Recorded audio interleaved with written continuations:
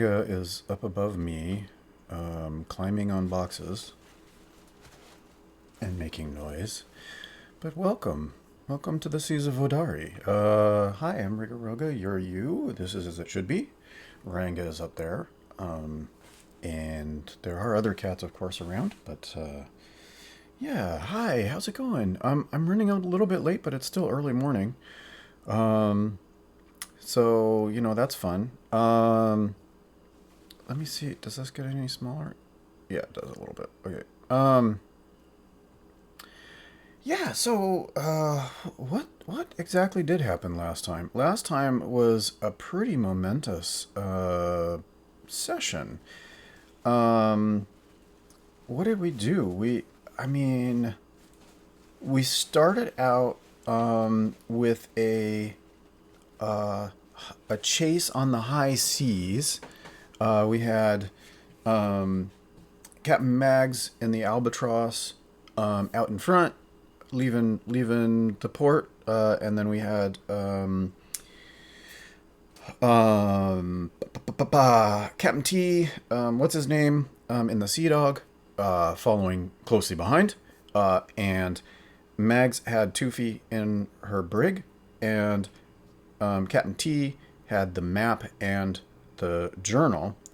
And then followed shortly behind was our new friend Turtle, our new sidekick Turtle, with sidekicks Plant and Octopus on a sleek hot rod catamaran. And they proceeded to basically well, they didn't know where to. I don't think we figured out that they knew where to go, but they got ahead, and so they were definitely keeping up. The other ships were neck and neck. Then, after several days of sailing, the catamaran coming, sort of zooming in and out and taunting, the some cannon fire, which was completely ineffectual, because they were too quick and too maneuverable, and then there was a huge, right when they thought they were getting all of these people in their chase doing their cannonball run across the high seas. They went to get to the island. They were like an hour away from the island, and this gigantic storm came in, and it like caused them to do all kinds of ability checks and things like that. And people got in front, people got behind. People like had both of the sloops got damage to their sails. The sidekicks managed to get on shore early enough to hide the catamaran, stealth it into hiding, and then get prepped for a daring rescue heist.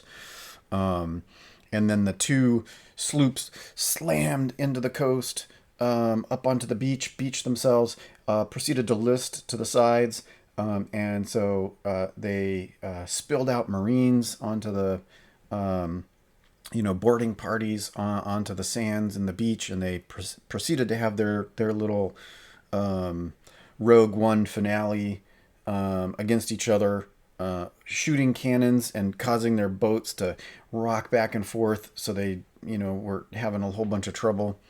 And then the sidekicks mounted their daring ass rescue. Now we are in an adventure, a starting adventure from this quick start guide from Seas of Vodari. You can still pick this up pre-order. And there are already some changes. There's an updated PDF that's being sent out for the quick start. And delivery of the full setting isn't available yet. But that's what I'm playing with, and I'm playing through that. I need to figure out a little bit what I'm going to be doing afterwards. But the Seas of Vodari is this huge campaign setting of like these islands surrounded by like this endless sea with swords and sorcery, and pistols and flints and pirates and nautical adventure and things like that. So I'm kind of thinking, since I've introduced Turtle, that I might pick up the Turtle package and just do a trip to Turtle's homeland and do those adventures, maybe as a sort of interim.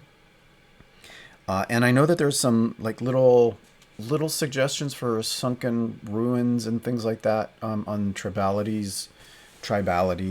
website that I might check out and try and maybe stat out and do as adventures. The setting book itself doesn't have another adventure in it, so I'm kind of realizing that I don't know what to do next. But that's kind of what I'm thinking. Anyhow, we're not done with this. Let's finish this. As you can see, this was the beach, and we had the two boats. I actually didn't write in the boats. Well, here let's put the boats. Those were the two boats, and then what the sidekicks did is they stealthed in. They did athletics to get into the boat. They tried to pick the lock, didn't work. Turtle managed to do an athletics check to yank open the cage enough that Toofy could shape shift out of it. And then they hopped out, and then Toofy, now part of the team, got a natural 20 on a stealth roll for the group, and they ran into the jungle. Now, here's the problem. The jungle is haunted. The island is haunted. But luckily, Toofy does know where to go. So I'm basically, I wanted to mention, I've been using these, the combat cards from Arcane Library, which, they're really cool. So here's a monster card, for example, and here's Toofy's card. And you can kind of see, like, I filled them out. I do also actually have the Kelsey has the SRD stuff, the items and the monsters all pre-filled. And I got the combat card kit, which included everything except for the what was it? The items. Items were just released, so all of the items in the SRD are now in pre-print, pre-filled, and then you can fill in like all your separate ones. Currently, I haven't printed out the pre-filled ones. I've only been using the ones I fill out. But one of the things that I notice is as I'm doing sort of initiative is that I'm stacking my combat cards, and then I'm having to refer to combat cards that are underneath. And so this is how they come. So this is an example of what the this is an example of what the player cards look like, printed out. And you'll notice that there's like some selvage on the ends here. And so what I'm imagining is that these are some misprints because of the way the fillable forms work. Some of them get messed up on my printer. But you can see that there's a little flange, and then there's two cards. And what I'm imagining is I'll fill out a player card for each one. And then I'll have this one with the flange that I can cut off the top. And then I'll have one for my stack, and then I'll have one for like a rail of some kind, like thicker than a ruler. But I mean, I might do something with with a thing where I've got the all of the initiative tracking. It'd be nice if I had a 20-inch ruler. You know what I mean? I mean, this one goes to 15, which is pretty cool. But so anyhow, so I'm thinking something like that. So I can put them in at their initiatives, and then so have those, but then also have a second one on the table that I can reference. And I kind of wish these were more simplified. Like if the top one were just AC, HP, perception, and then player name or something like that. But yeah, I don't know. Anyhow, so that's something that I've been playing with, and then what I'm imagining is I actually have the item card here, and what I'm imagining is if I clip the top one of these off, these could be wands with or anything with an effect, like a spiritual weapon or whatever could or summoned creature or whatever could go into the initiative order. That's something I'm thinking about. anyhow, I was doing that this morning, so I was spending some time imagining what that would look like. Um, but anyhow, yeah, I recommended last night. I recommended online to Arcane Library and Tribality that they team up and do some Seas of Vodari combat cards. Whether Arcane Library licenses the cards to Tribality and they fill them out and sell them, or whatever, or they pay her to make them, or whatever. It seems like that would be. I mean, that would be really awesome. I would like that to happen, because that would be really useful for me. And useful for me is the ruler by which we judge all things. Well, anyhow, it just I'm because I'm playing this solo. It's kind of like, what can I do to make my life easier? And that's something that I've been thinking about. Um, so we have this deal. Let's take a quick look. I'm gonna run over here, and I have a couple things that I wanted to do this session. Um, the first thing I want to do is I want to double check the next stage of this thing. Okay.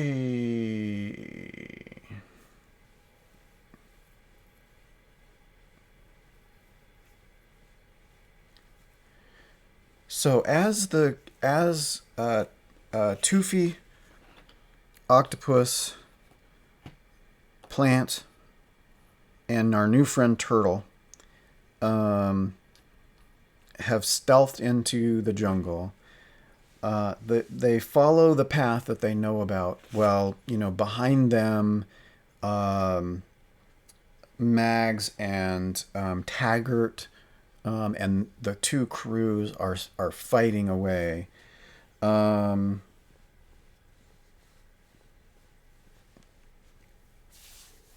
they make their way. They follow the path along the stream into the jungle, and they leave the bright sun and the sound of the surf and the battle crashing and banging and blowing up and the all of that strife on the beach. And they can continue to hear it for quite a while, but they start to leave that behind, and the jungle closes around them, and it gets more humid, and the air gets thicker, and it's the smell of the rotting vegetation and the live vegetation and the smell of animals in marking their territory, and all of these things that these four companions would definitely all be aware of in their own way. um, Octopus noticing little bits of water, little pools, tide pools, maybe places where there's water dripping off of the trees onto the ground, and noticing a few other mollusks like some snails, and thinking their diabolical world conquering thoughts, as all mollusks do. And Plant is noticing all of the different rare flowers, and maybe an orchid, hiding up in the trees, pointing out to Toofy, things that are good for herbalism and not good for herbalism, and what's poisonous and what's not. And I think Turtle will. I don't know what Turtle notices. I think Turtle. One of the things that have always wanted to do with gaming sessions was I wanted to have a game where the players cooked and ate what they kill. And I kind of think that I might be doing that with this. I think Turtle is kind of a cook. And so I think Turtle is looking for, things that are edible and tasty, and add spice and flavor and dimension, and maybe I think Plant is picking herbs and mushrooms and things to help with herbalism. And I think Turtle is maybe grabbing things for like a little spice pouch of some kind. And yeah, Van, you're totally right. It's no place for the weak and tired. And actually that's a thing I'm going to try and think about. Insects and bugs and yeah. Oh man. Well, snakes and let's not forget, we know for a fact that this jungle and island are haunted by the cursed crew of Captain Blackheart, and this we expect fully to be confronted by patrols of skeletons along the way. So that's definitely a thing as well. And I think Tufulu is also looking at all of the different things, and actually, let's talk about that for a second, because insects and bugs, like you mentioned, and tubers and fruits and berries and nuts and things like that are also things that they would look for both herbalism and cooking. And Tuvalu, because of their background as a castaway, they can make 2 rations per day for every day that they're traveling at normal pace. And they don't ever end up emptying their water skin, because they fill it from the natural environment. So Tufi is totally also aware of what's edible, what's not edible, and is making rations and things like that. And and quicksand and random jungle encounters. And we know, Van, I don't know if you remember, but there is a temple to Morto in the center of this island. And that is actually our destination, because that's where we're looking for the treasure. Medicines, herbalism. I'm trying to remember. Okay, actually, I think Tufi had an antitoxin and a healing potion that she had made. She can make with her herbalism kit. I had to double check on whether Tufi could make with an herbalism kit, whether she had enough to make a healing potion, or whether that required magical potion construction. My current understanding is that an herbalism kit and proficiency is sufficient to make basic healing potions. So I am going to take it as read. Hey, Rush. Hi. Hi. Rush just came to say hello. Hi, Rush. This is my Russian blue. This is Rush. Rush. A Rush Kagal. How you doing, baby? I'm going to take it as read that Tufi is making, refilling water, making rations, and that we're making, or at least getting prepared with materials for antitoxin and a healing potion. And so let's figure out what happens next. How many stages? Well, here's the thing.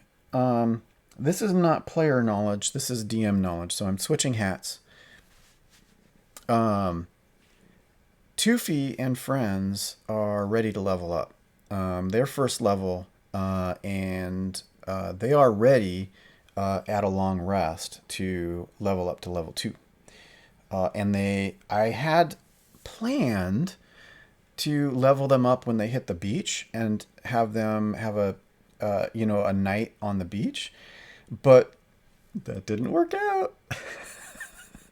The beach was a war zone. He's a war zone. So what I'm gonna do is I'm gonna roll. Let's just roll percentile. Let's just roll a percentile. 51 and above. They have enough time.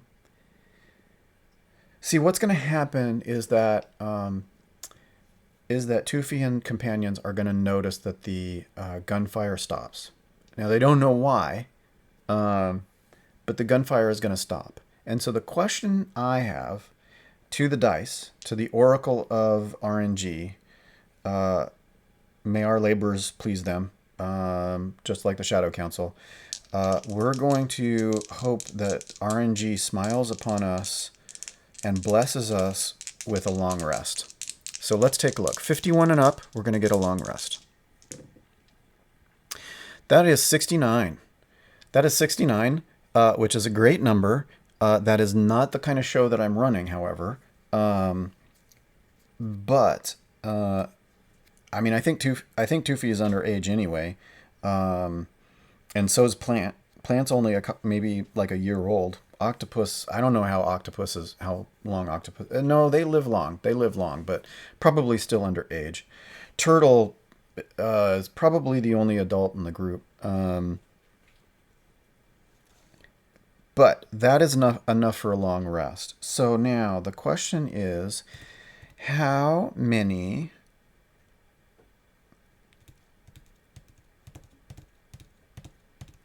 random encounters are we going to run into?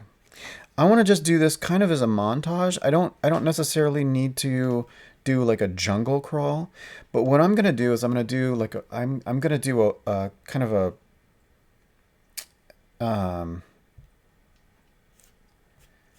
I don't know. I'm gonna do like a quasi Perkins here. I'm gonna roll, and I'm gonna roll with advantage. Okay, let me put it this way.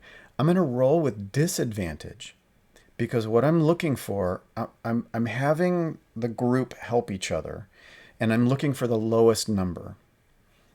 And the lowest number is how many random encounters I'm going to roll.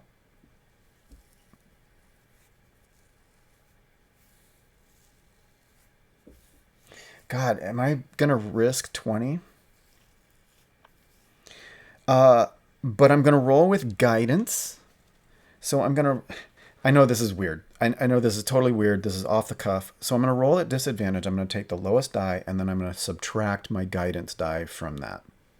And that's how many encounters or, stops along the way in the jungle we're going to have. Okay, so let's do that. So 8 minus 2, so we've got 6. So we've got 6. So we're going to start here at the edge of the jungle, and we're going to head off on the path. And so we're going to have 1, 2, 3, 4, 5, and 6. And then you and I will know that that's where this will end. Well, I mean, where the next stage will begin. So let's do it that way. Well, I don't need to put that away. Now, where is my long rest going to come? Let's roll a d6. And we still have guidance left, right? I mean, let's do the same thing. How soon can we take a long rest?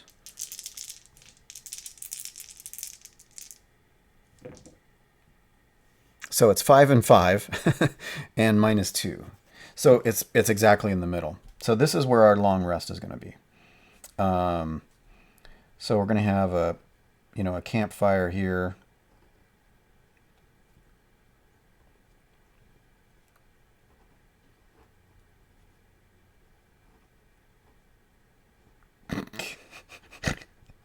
Oh my God, I'm awful. I can't draw worth crap.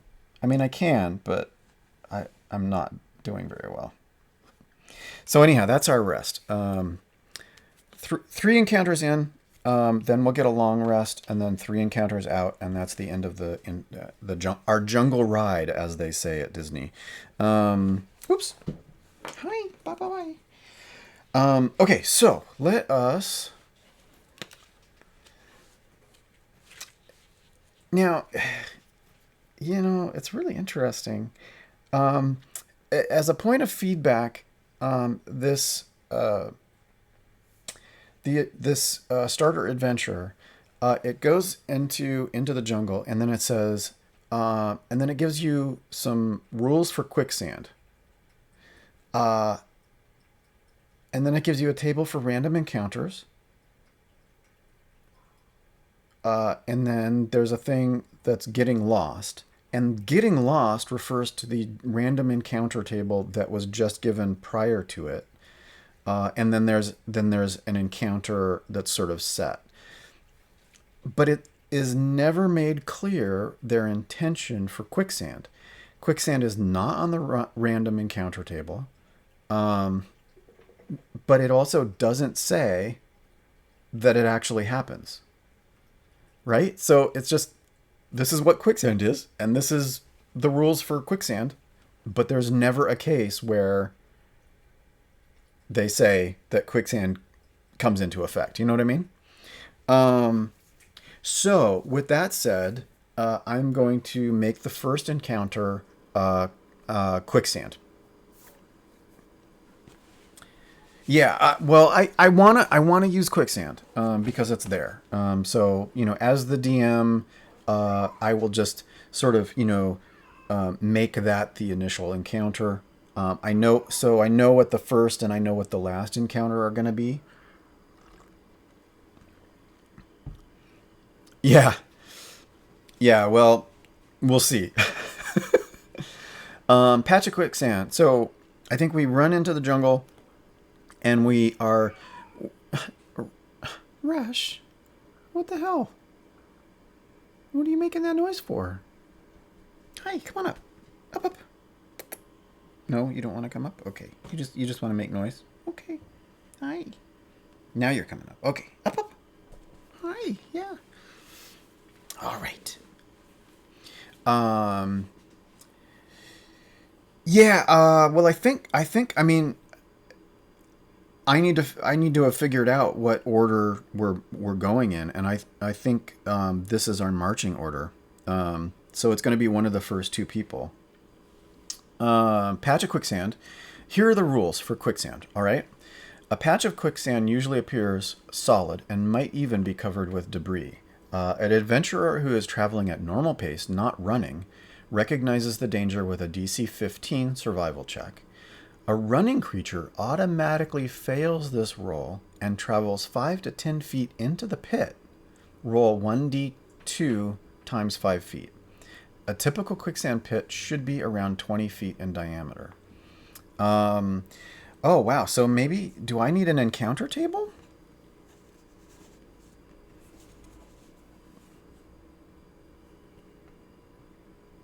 I mean a battle map? I need a battle map. Okay, so let's switch to a battle map.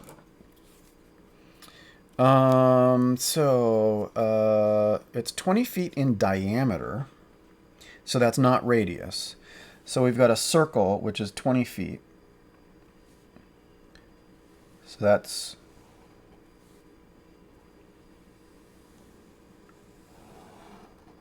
$20 and then we have our first two. And in front, we've got 2 feet in the octopus. Octopus is super light. You know what I mean?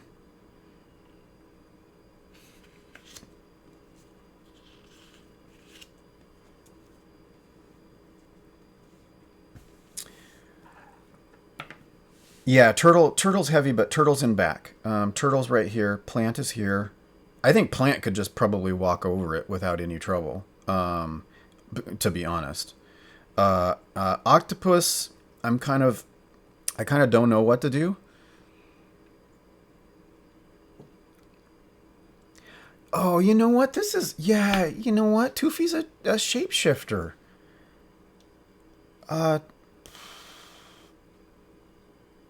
I mean, can she just extend her arm, kind of like, Fantastic Four, and just whoop? I don't think I've established that yet. She can shape change herself, but can she? I don't know that makes sense. I think she can change her shape within her 5-foot square. You know what I mean? But I think that it would be too overpowered to say that she could shape change herself outside of that 5 foot square. It's just, yeah, you're right. I think, Van, you're totally right. That's not fair. So, I mean, she could change into a 10 foot long snake, but so I'm going to keep that in mind. She could change into a snake, yes. But she can't make her arm extend past her shoulder outside of her 5 foot square 10 feet. Right.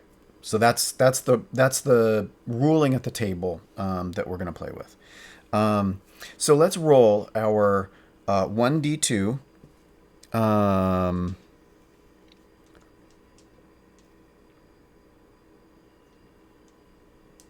So we'll roll our 1d2. 47, so that's 1. So they go 5 feet into the quicksand. That is not going to be honestly, that is not going to be trouble. Yeah, it's not. It's really not. Um, I was all prepared for this to be like a really crazy, um, you know, Forest of Doom encounter. But you're right, Van. It's just there's no way that this is going to be a challenge for them. Even running into it, they only went 5 feet. Uh, I'm just going to rule that they did fine. It could have gone bad. Um,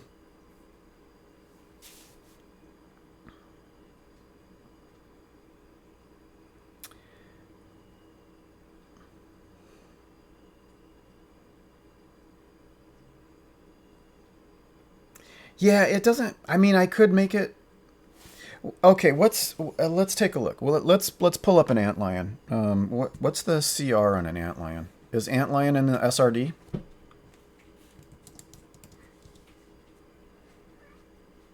Antlion is not in the SRD.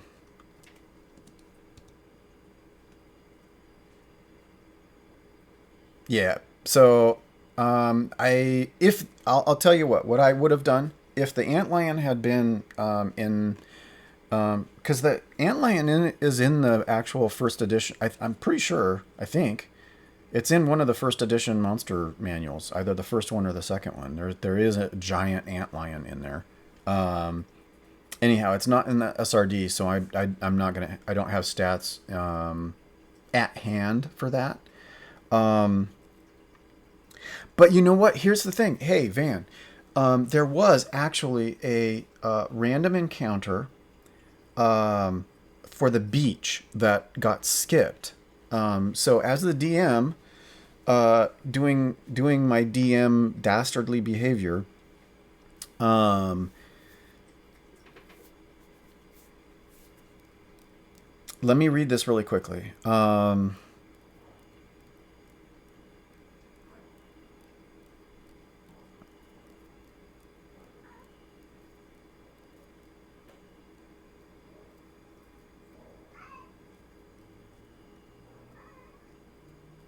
Oh yeah. Well, I've settled on a way forward. So let's do this since I'm reading it and it's right here. Um, and I kind of actually wanted to do this encounter anyway. So this is kind of fun. So what we're gonna do is spread. What happens is that they run into this quicksand. 2 feet and octopus are both sort of splatted into it, like about 5 feet. But it poses no serious risk to these characters. Their survival skills and their familiarity with this kind of environment and the way in which they interact together makes it no challenge at all. Let us do. Okay, so around this quicksand, scuttling across it like a water bug, um, are they look like rocks, but when Toofy and Octopus sort of splashed into the quicksand, a little bit. All of these little rocks that were sort of spread around this area, kind of making it look like it was solid ground, turn out to be little crabs, and they pop up and they go and they scurry off. Clearly they were.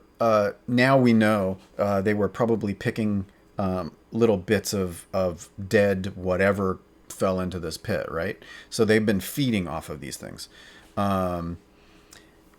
Yeah, the quicksand gave them crabs. Well, okay, I did roll a 69, so I guess it is that kind of show. Now, so the next thing that happens is that we are going to do... What is Toofy's... Okay, no passive perception are high enough.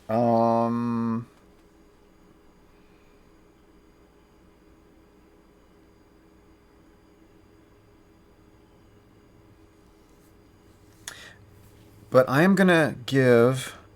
I'm gonna give them, as a group, a perception roll. So let's just see whether they're surprised or not. That's what this is for. So that was a fail. That was a 1 and a 3. So even with help action, they completely failed. They are going to be surprised, and they are surprised by a giant crab that pops up out of this. A huge crab, actually, that pops out of this quicksand and is clearly living in here, ready to eat people. So let me find... I need to find a monster thing. Where are my monsters? Is that my monster? Yeah, that's my monster card. Okay. So these are my these are the cards I got from Arcane Library. They're combat cards, and there's a whole set of them. I've got a bunch that are pre-filled. I talked about this earlier in the when I've just started up, but I've been using these to make my life easier. Oh my God, crabs! Give us crabs! Okay, so huge crab. Yeah, that'll be a night we don't soon forget. Allies and adversaries. Okay, so let's go up. Huge crab. Beast unaligned. It is AC 15. HP 32. Passive perception is 11. And its speed is 30-30. It is CR 1. And we've got strength, so +2, 2, 1, -1, +1, and -2. And let's see, it's stealth, +4, blind sight, 30, and amphibious. It gets a multi-attack, 2 claw. And each claw, if I can spell claw, it's not that hard, people. I went to school for a ridiculous amount of time. I should be able to get that. It is +4. It's a 10-foot range, because it's huge. And it is 5 damage, 1d6 +3, and then DC 13 grapple.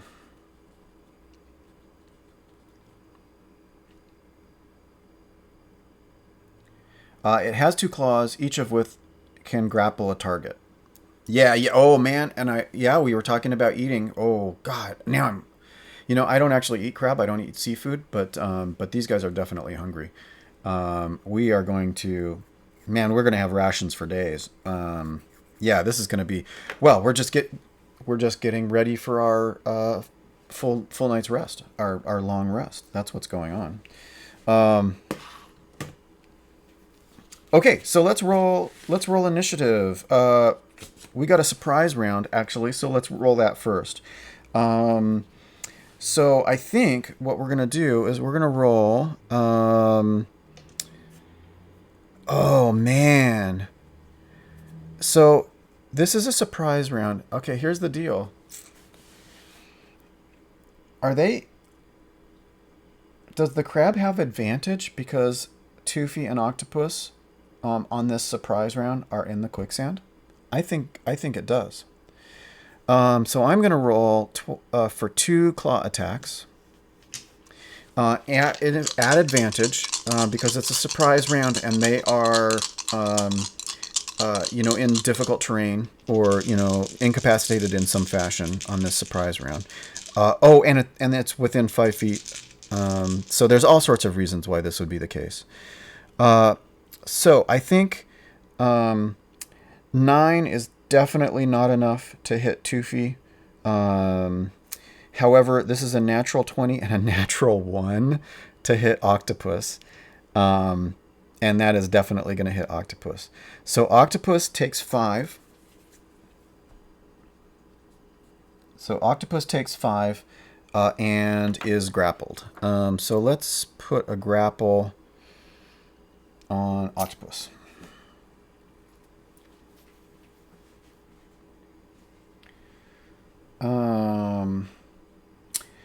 Yeah, that's interesting because now the question is, because Octopus is grappled, it's still, I think Octopus is going to be stuck into in the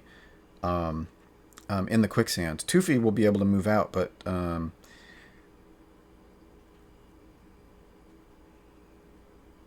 sorry, I just had a brain thing.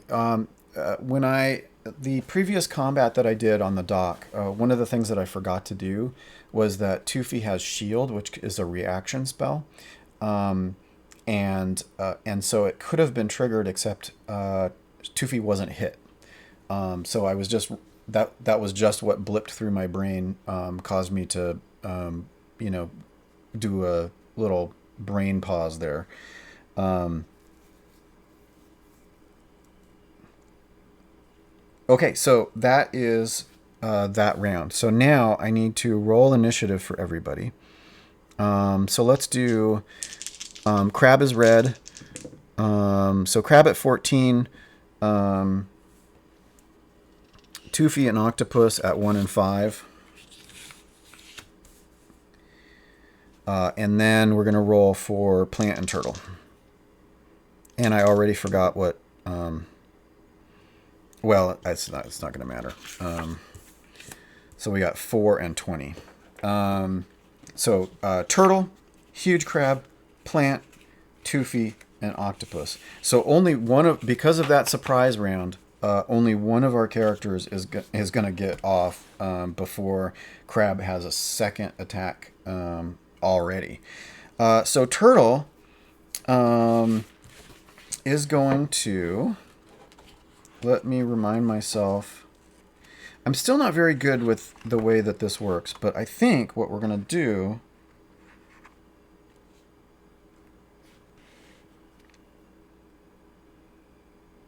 Yeah, so the question is, do I shoot off the blunderbuss? Am I too close?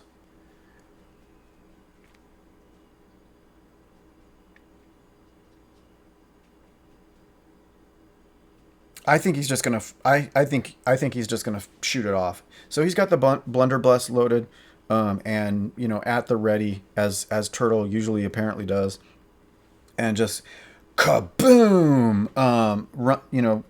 Runs up towards Toofy, to give Toofy something to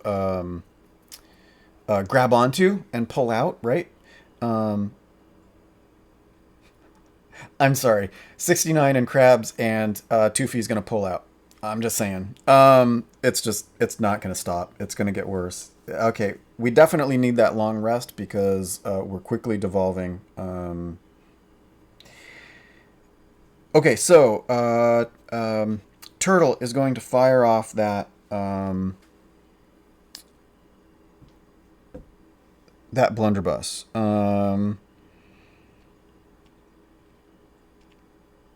Octopus is engaged and so cannot do help, but my recollection is that Turtle still has a guidance available. Oh no, no, no, no. Wow. Yeah, yeah, Van. Yeah, that's the spirit. That's the spirit. You got the spirit of where this is headed if we don't be careful. Um, okay, so we are going to attempt to hit +4. Oh wait, it's +3 ranged. Why is it only +3 ranged? Oh, because of dexterity. Yeah, so this is a dexterity attack at range, so it's +3. And with guidance. Oh man, that's a 19 and we could use +1, but we don't need to, because huge crab is only an AC 15. So we're not going to use our guidance. Turtle still has that available, but that's a natural 19. We're going to get that shot off. Now I have to remind myself what Turtle's blunderbuss does. Now, and part of the problem is, do I use the rules in Vodari or do I use the rules in from Critical Role? Okay, blunderbuss. 1d10 piercing. Okay, so 1d10 piercing.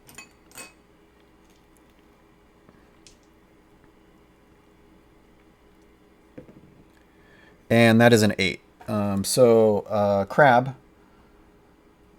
has 8. I don't know how many hit points Goyle has, but Crab now has taken 8 damage. Whew. Yeah. I'm gonna tend towards. I think you're right. I'm gonna tend towards the Vodari rules.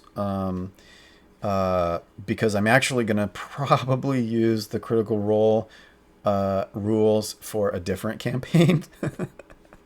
We'll see. We'll see. That's still on the planning board. Um,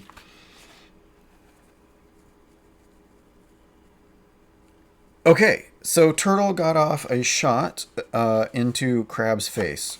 Crab then has 2 attacks. Um, Octopus is grappled.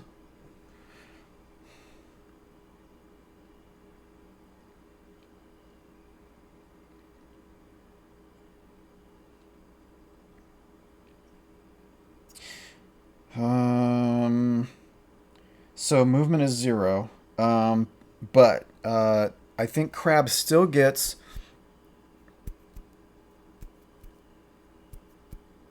What was the other 5? 5 and 8?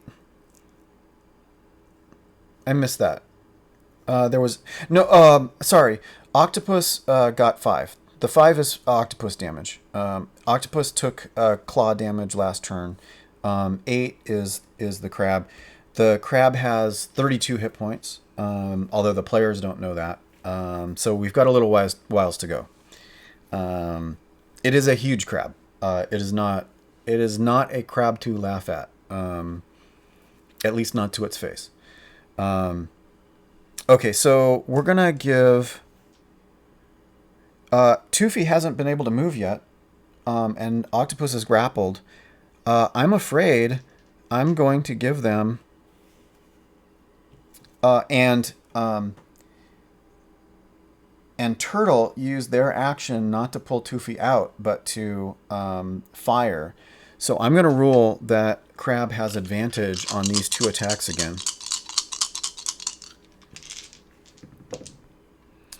And that is not enough to hit. And...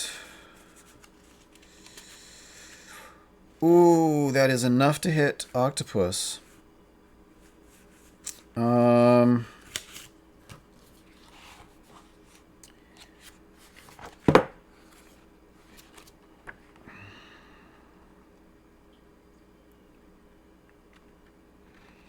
Octopus is an expert.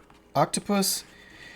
This is another thing that's a little bit difficult with sidekicks, is that an octopus has 12 HP, but expert has 14 AC and 11 hit points.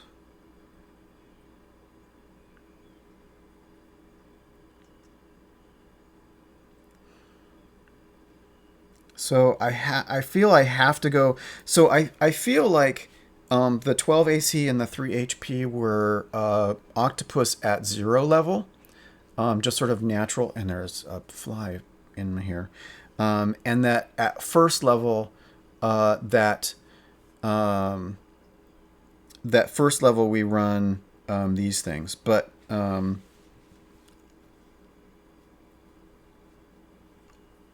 So yeah, that's what I'm gonna, because I was actually, when I did the dockside battle, I was using the sidekick information. What that does though is it puts octopus at 1 hit point, because that's another 5, so that's a total of 10. Octopus is almost knocked out. One hit point left for octopus, and octopus is still grappled. So actually, let me fix that on these other cards as well, because I just made these cards, and I put the other numbers in them. I put their sort of natural numbers in. So AC 12, and actually, plants HP would have gone down, but I'm not going to do that to it because that's cruel, cruel and unusual. And then turtle is the warrior. Turtle's natural AC is higher, and turtle's natural HP are higher. So I'm just gonna, at level 1, I'm gonna keep those. I'm not gonna decrease them, but I won't add a hit die to it for level 1. Yeah, so okay, so octopus is at 1 hit point. Toofy was not managed to avoid the huge crab claw, and now huge crab is done. Now it is plants time. What will we do with plant?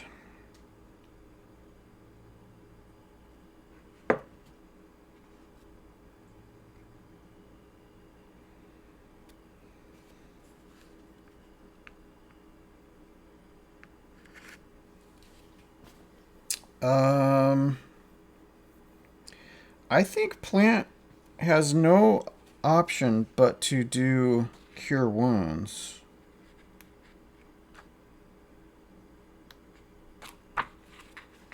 On octopus. Right? I mean, how could we do anything other than that? And a plant is right behind octopus.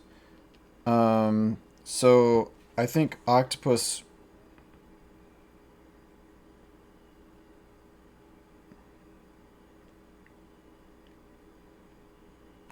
What's my spell DC? Is 12. Spell DC is 12 for plant.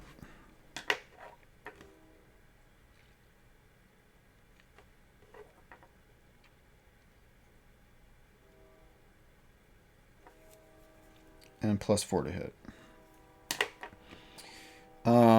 Yeah, so we're going to do cure wounds. So it is going to be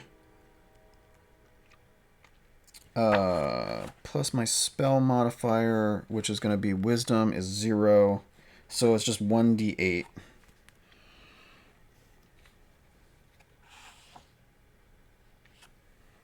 Okay, so 1d8. Where's my d8? D8 is 1. Oh god, really? Come on. Ugh. So octopus now has 9 hit points. That was a waste of time. Thank you, plant. That was great. Well done, plant. High five to your frondy little hands. What evs? Okay, so now what's going to happen is this. Toofy is going to grab a hold of Turtle's leg, pull themselves out of the quicksand, and then is going to cast Thunderwave, which we hope will free Octopus from the grasp of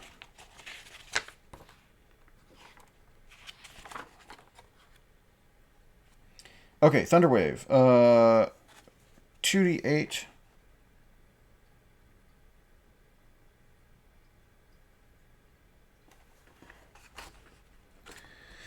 Spell DC is only 13 though, so we may not press them much. But what we're going to do is we're going to do 2d8 damage. Wait. Yeah, there's no attack. It's just a regular spell. So 2d8. I can't cast it as second level, so I am just going to cast it as 2d8. I cast Underwear, yeah. I'm going to cast the second level spell Durex. That is pretty significant. That is a decent 14 damage. So hopefully they won't save. So let's give Crab an attempt to save against DC 13.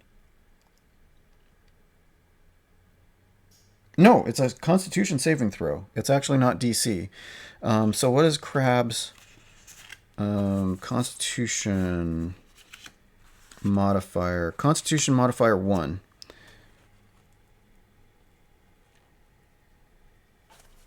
But against what?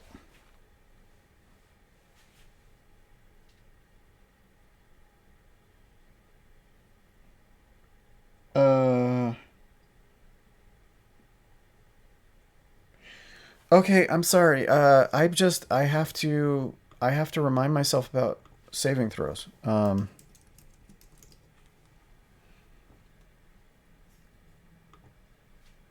Give me a second.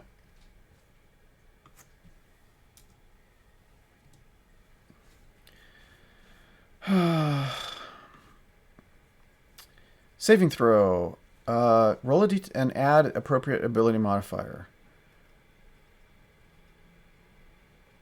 Forced to make one. Difficulty class for a saving throw is determined by the effect that causes it. For example, the DC for a saving throw allowed by a spell is determined by the spellcaster's spellcasting ability and proficiency bonus. Okay.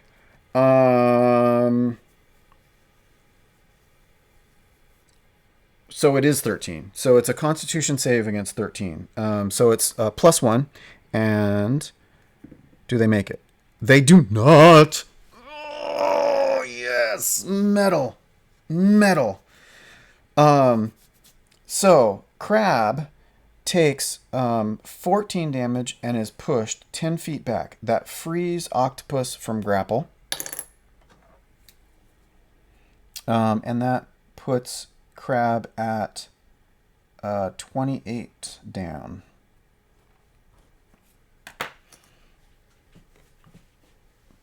Sweet. Okay. And that is Toofy. Now it is Octopus's turn. Octopus is going to get the F out of dodge.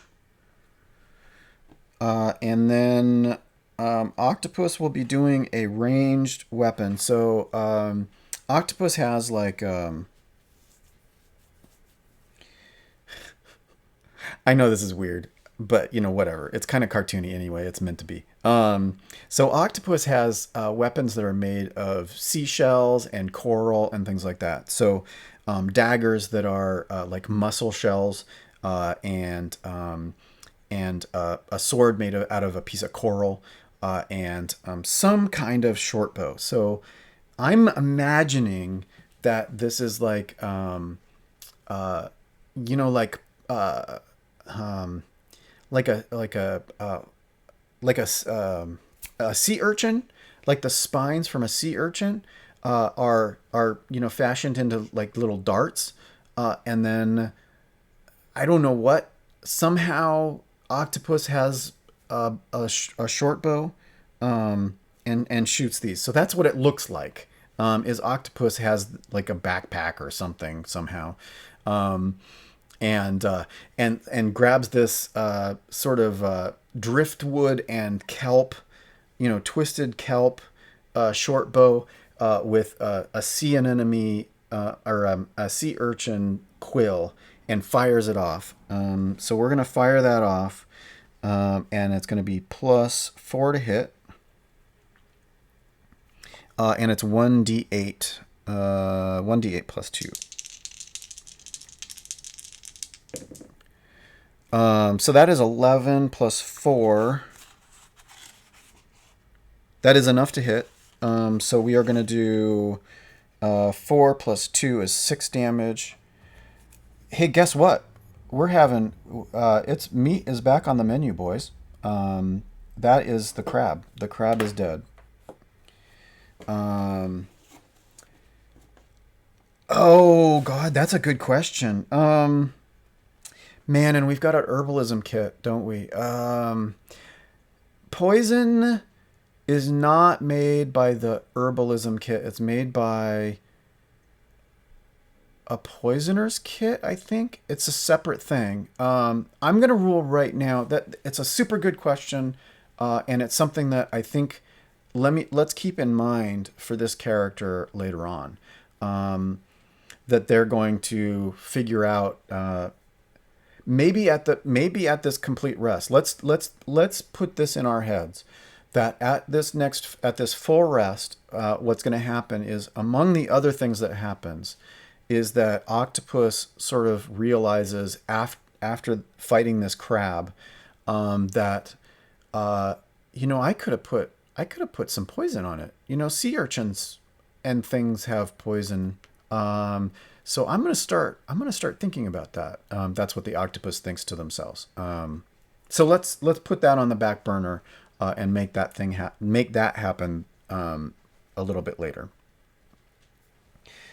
We're gonna go ahead and just sort of take a few moments, I think, to make our way around the quicksand. We'll now watch for quicksand because we know it's here, because we're not idiots anymore. I mean, we knew it anyway, but we were in a rush. What are you going to do?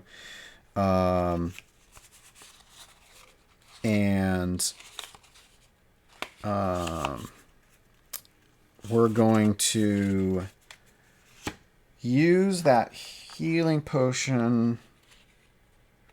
God, did I make it yet? Or did I have to wait until I have to wait till my full rest, to do that.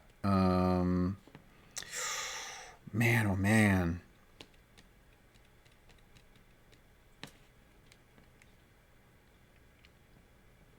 Am I going to use all of my spell slots? Oh God, I think I have to.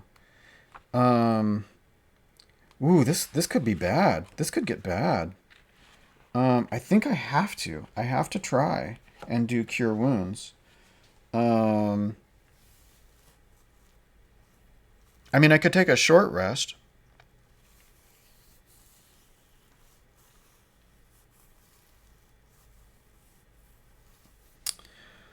Okay, well, let's cast this. So octopus gets 3 back. So that puts octopus at 6. And then I think we're gonna take a short rest. Octopus needs to heal up a little bit.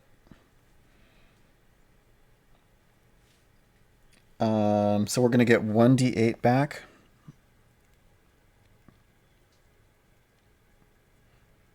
Or wait, 1d8 plus 2 back.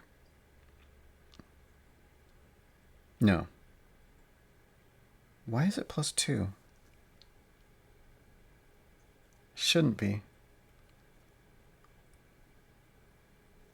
That's weird. I don't understand that. Anyhow, so we're going to do... Octopus actually doesn't have a Constitution bonus on their card, so I'm not going to give it to them. But we just rolled a 6. So we're going to go ahead and put Octopus at full health. So that is good news. But does Spellcaster does not get...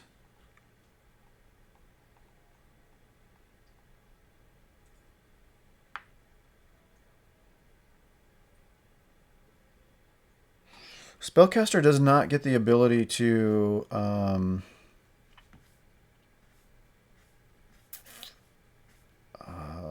recover spell slots yet. Magical recovery is second level.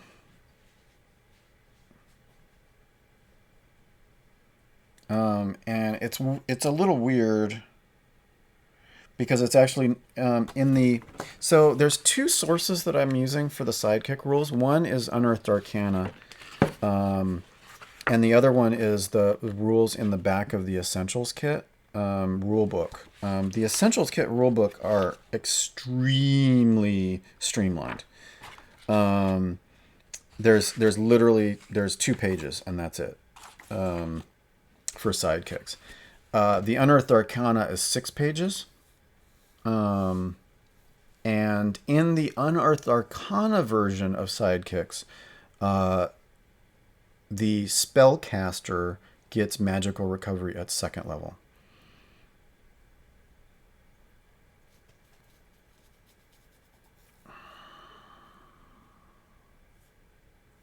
They also get proficiency bonuses and things in the Unearthed Arcana, and they don't. Yeah. Well, I mean, it's second level, so they don't have it. They don't have that available to them anyway. So I'm just going to rule that those 2 slots are used. So so Plant is only going to be able to use cantrips, but I think they're going to go ahead and on this short rest that Octopus used to use their hit die. We're going to, in the hour that we have, Plant is going to use the guidance cantrip to give everyone in the party a D4. So we're going to try and remember that we've got guidance. I think some of us already had it, but we're charging it up anyway, because it probably would have expired. But so we're going to, we have a bunch of crab meat for later. And, honestly, all of these characters, I think Plant, maybe not, but everybody else would probably be able to digest crab meat without any issue, even when it's not cooked. Okay, so let's take that combat map away, and let's put back our Into the Jungle map. And so we are going to do our next random encounter.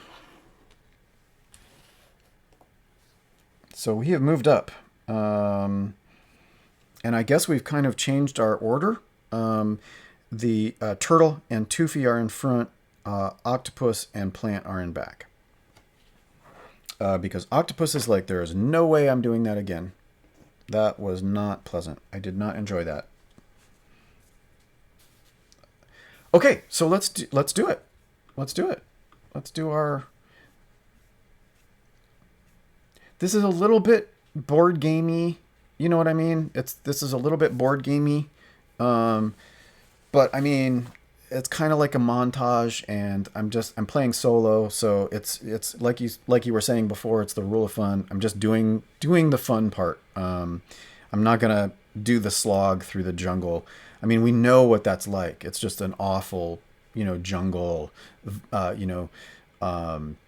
The jungle's alive with the sounds of birds and animals. It's constant chittering and movement and insects and all of that stuff that I already described happen all along this entire journey. But we are going to now find... Hey, it's a D12.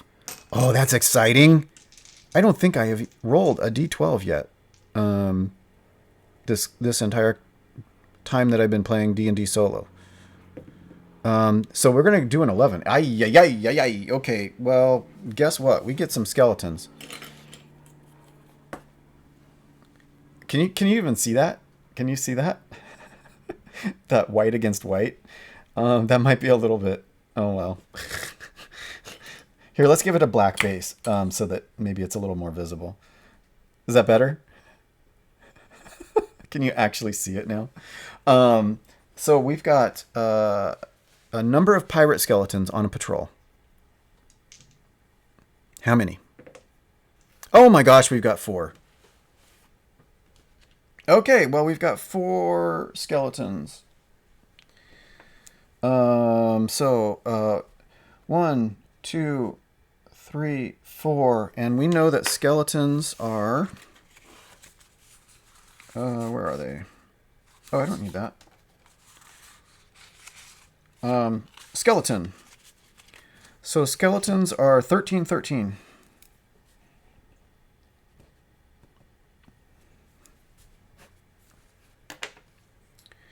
So let's roll initiative. So we're going to roll for skeletons, and then we are going to roll for our front 2. So skeleton, oh my gosh, skeletons are at 20. Oh, hey, Toofy is at 20. So what do we got for dex? +2, +3. Oh, Toofy's first. And then turtle at 14. And octopus at 17 and plant at 11. Okay, so that's our initiative order. We've got Toofy, skeletons, octopus, turtle, and then plant.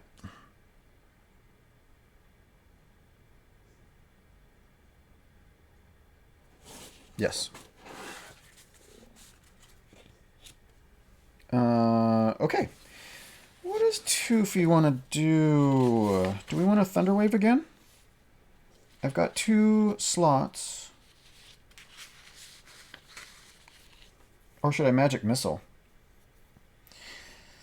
Oof, oof, oof. Here's the deal. You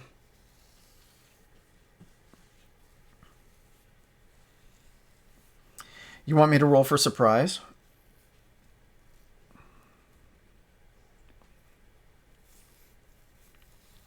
What's a skeleton's passive perception? Their passive perception is 9. That is not good. Let's roll Toofy's stealth. I mean, whatever. Toofy's stealth is +3.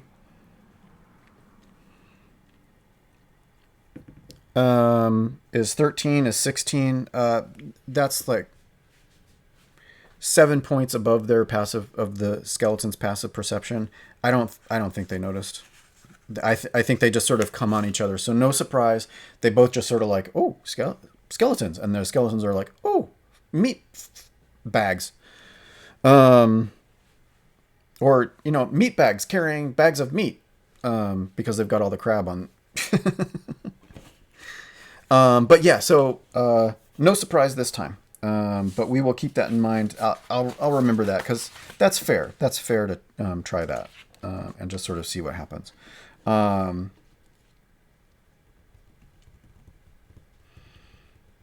Yeah, and I mean, Toofy's passive perception is 11, so maybe I should have just done it like passive perception challenge. But either way, Toofy won. So suck it, skeletons. Yeah, but so what I was going to say is what unfortunately is true is that if Toofy uses Thunderwave again without resting, they cannot cast Shield if they're hit.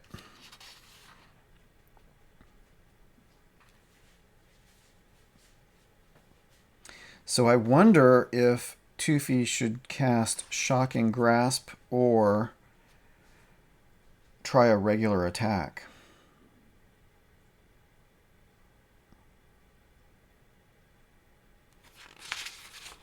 We could do Firebolt. I've got Firebolt. I've got Siren's Lament, which is a spell specially... I say, George, look at these interlopers right here. Such ruffians. Chip, chip.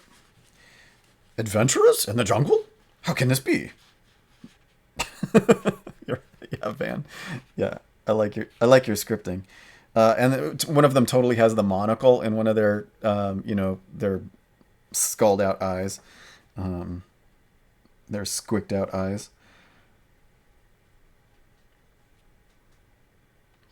Oh, and the first time they're hit, they're like, "Oh, that's so rude."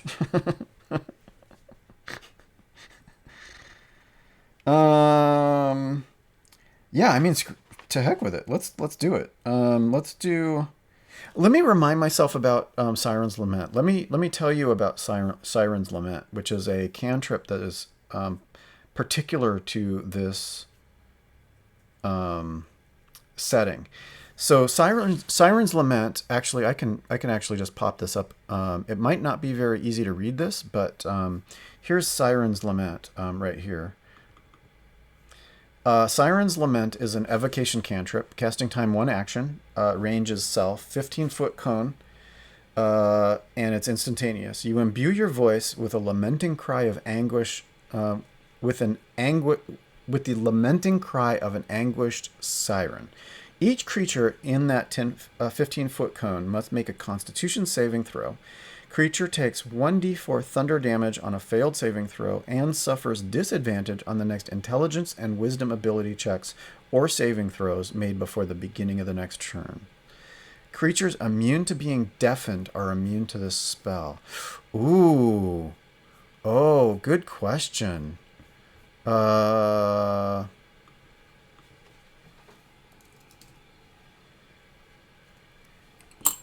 Oops. Oh, they're dead. I just knocked them over. The hand of God destroyed them.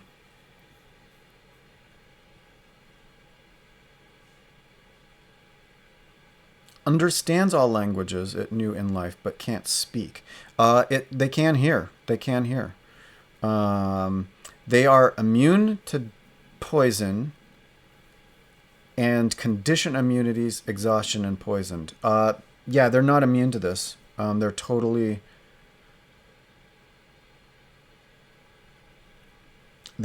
at risk.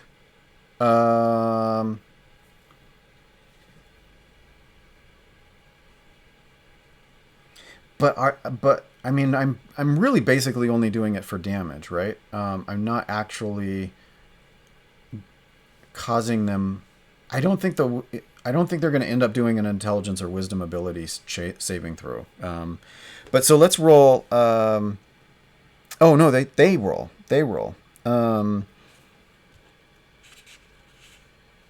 Against my DC of 13. And it is a Constitution saving throw. Oh my, such a sad noise.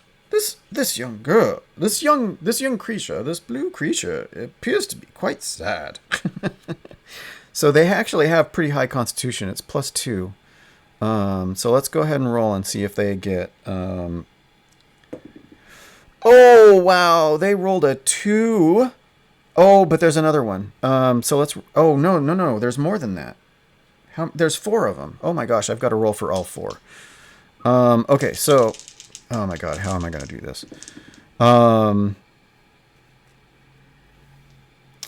Okay, all of the rest of them saved. So one of them failed. So only one of them takes damage. 1d4 thunder damage.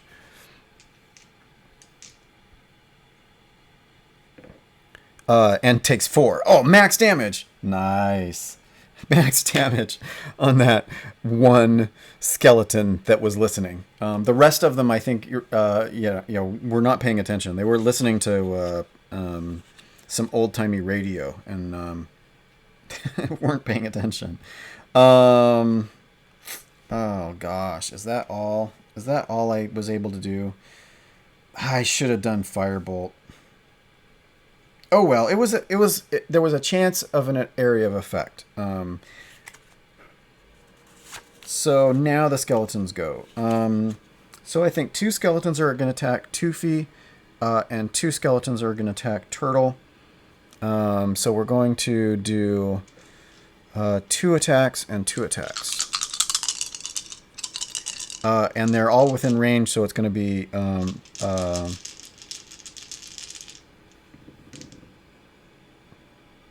okay.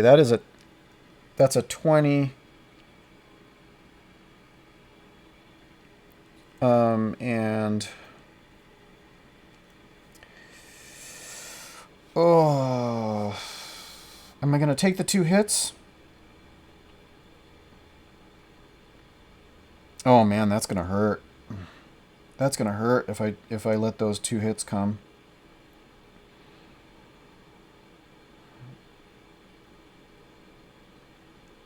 I think I have to trigger shield.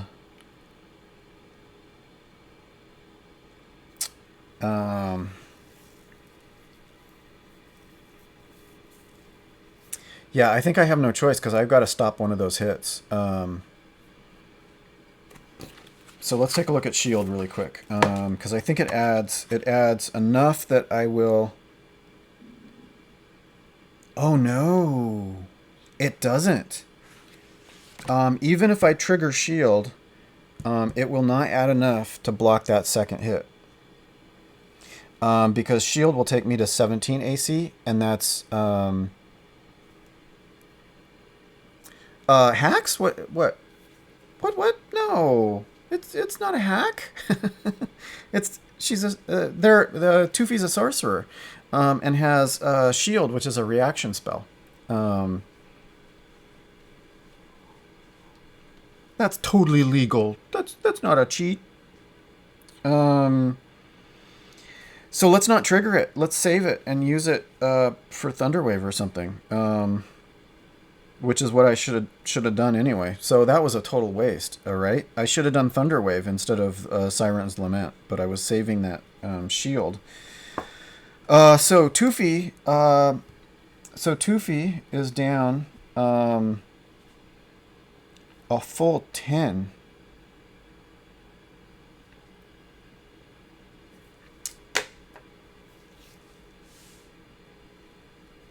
Oh man, that sucks.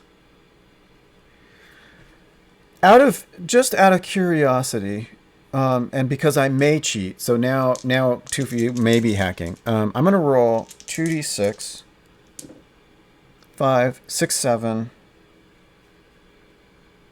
8, 9, 10, 11. It actually, if I had rolled dice, it would have been more hit points. So Tufi's down. And Turtle.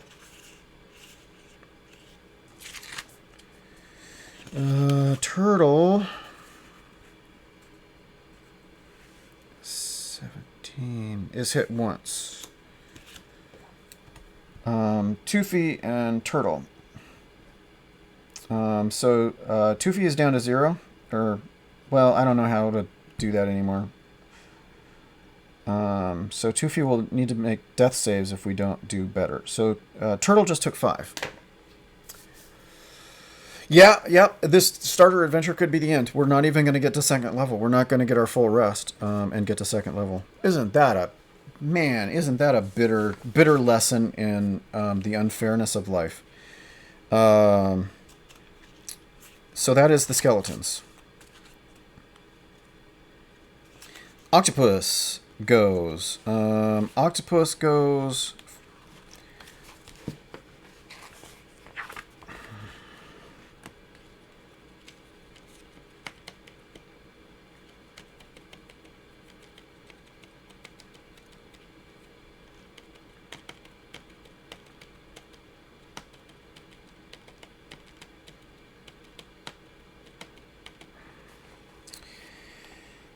+4. Yeah, so I think we're gonna roll. Let's see if we hit AC 13. That's a 3. Even if I were to use guidance, that wouldn't be enough. Yeah. Oh man, you're right. That's more crab for everybody else. So SOL for Tufi. So Octopus misses. Turtle's turn. Has Turtle reloaded? I mean, we had an hour. Turtle would totally have reloaded. And Turtle is going to use a feature of a blunderbuss.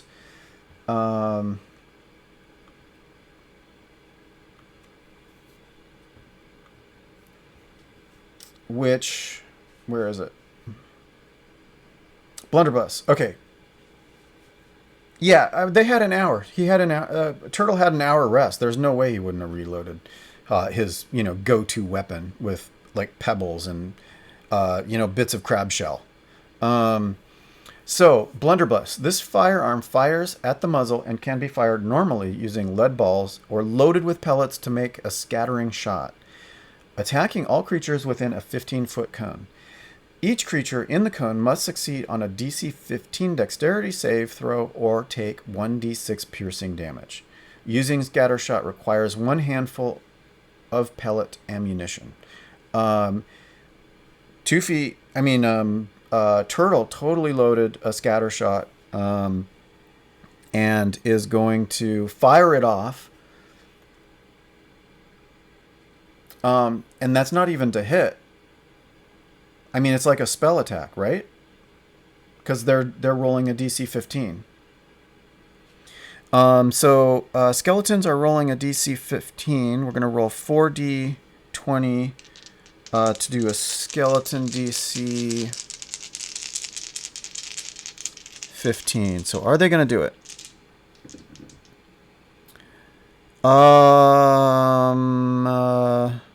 That is 3 fails and 1 success. So we're going to take 1d6 damage.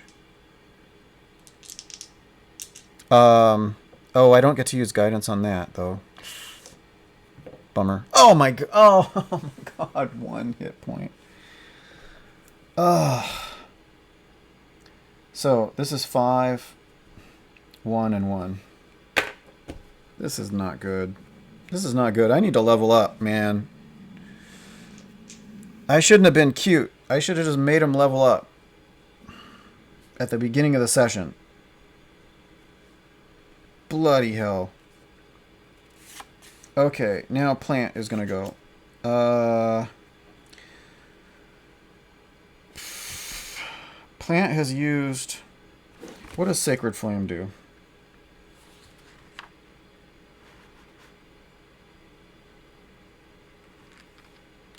Helps if I can alphabetize to get on the right page. Oh, because it's split across 2 pages. That's annoying.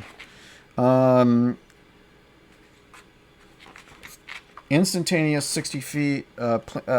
Flame-like... I almost said plant-like radiance. I say, how rude. Thankfully, that shot went through. Ha ha. Too bad we're just burns. Yeah, totally, Van. You're right. Target must succeed on a dexterity saving throw or take 1d8 radiant damage.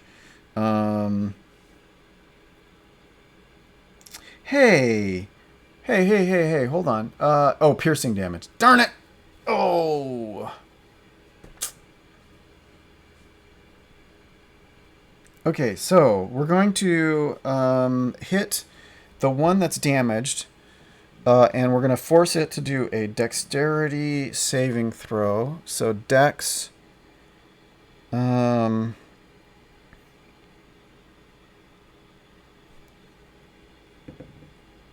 man. It rolled a 20. God dang it. Okay. Well, that was useless. And we're at Toofy. Toofy needs to make a death save. Hello, death save. Hello, darkness, my old friend. And that's a 1. Even with guidance, that is a fail. That is a critical fail. Right? Oh my god.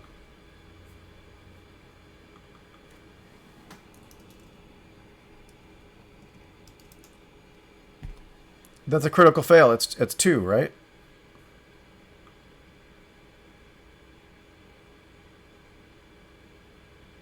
Yep. Oh my Oh my God, Van! You're ruining my you've cursed us. You've jinxed me. No, it's not you. It's totally not you. I'm just teasing. Okay, so Toofy is at 2. This is our death die, with the little skull on it. Here, you can see it's got a little skull on it. I've had these for like a billion years. Never used them for anything. Oh, and I still have this dumb PDF up in the way. Okay. Oh my God. Okay, well that's it. How is it the skeleton's turn again already?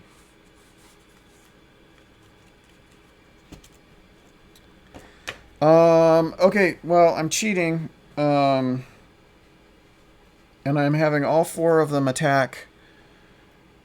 All 4 of them are going to attack Turtle. Now, let me check really quickly. I need to check something.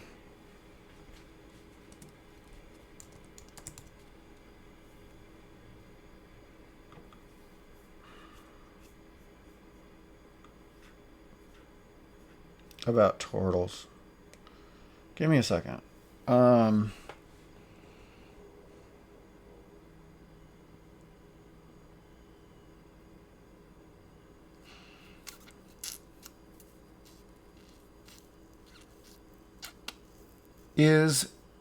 Okay, shell defense. Turtle withdraws in action. It's an action.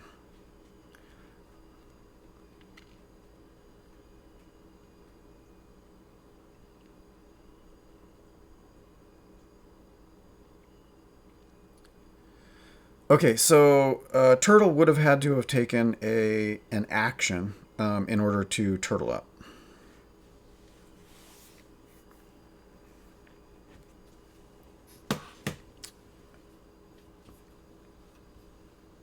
All right, fair enough.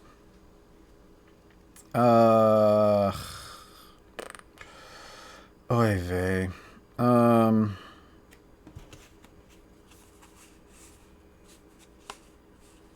So AC 17. So all 4 are going to attack Turtle in front. This giant turtle that's sort of standing in front.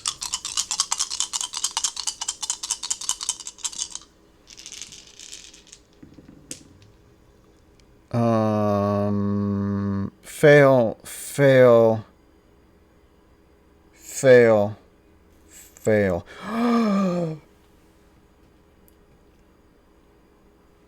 All 4 attacks fail. Even with a +4 to hit.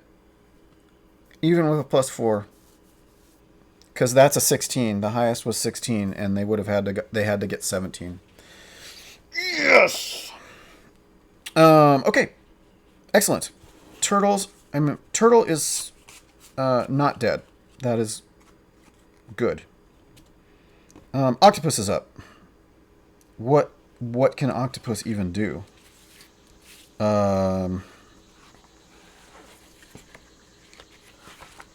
I think Octopus...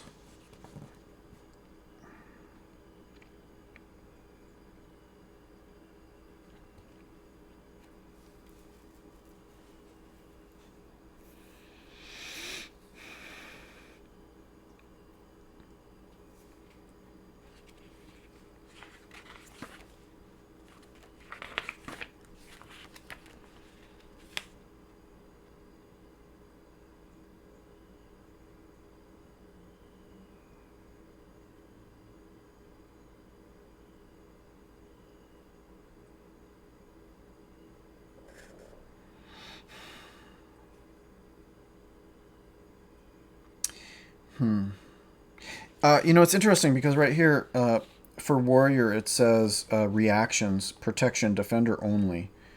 Warrior imposes disadvantage on attack roll of a creature within 5 feet of it whose target isn't the warrior. The warrior must be able to see the attacker.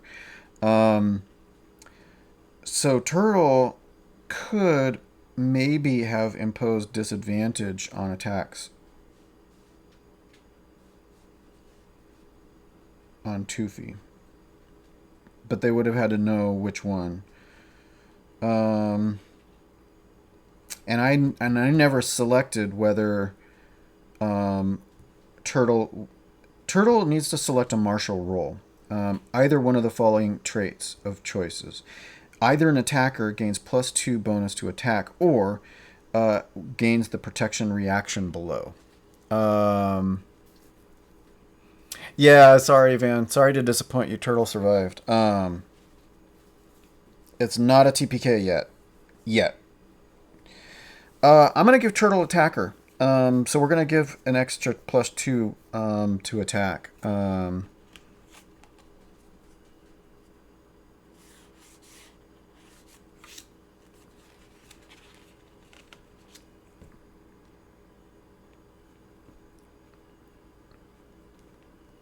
I don't know where to put that, so I'm just going to try and put it up here.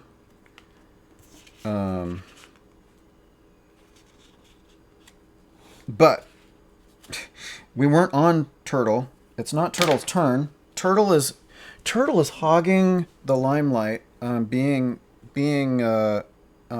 lacking etiquette at the role-playing table, is trying to take focus away from the player whose turn it is now, which is Octopus. Thank you. So what is Expert going to do?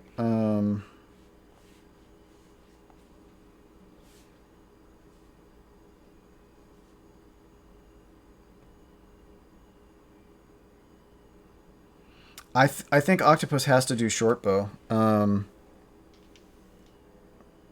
Or should they take the help action for Turtle, who's next, to give advantage?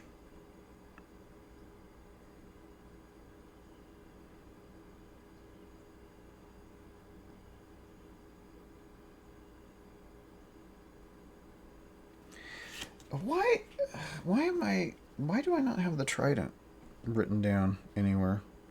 Did I have this over here somewhere? I didn't have it on this card either. I don't know what the hell I was thinking. I don't have Turtle's weapons written out. Oh, well, whatever.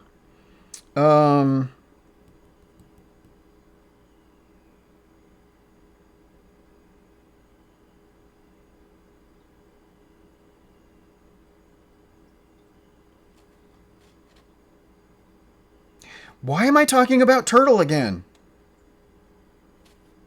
Okay, no, Expert. So we're going to roll...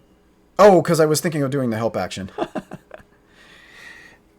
Well, they're not immune to piercing. They're just vulnerable to bashing. But I don't have... All I have is piercing damage as the Expert.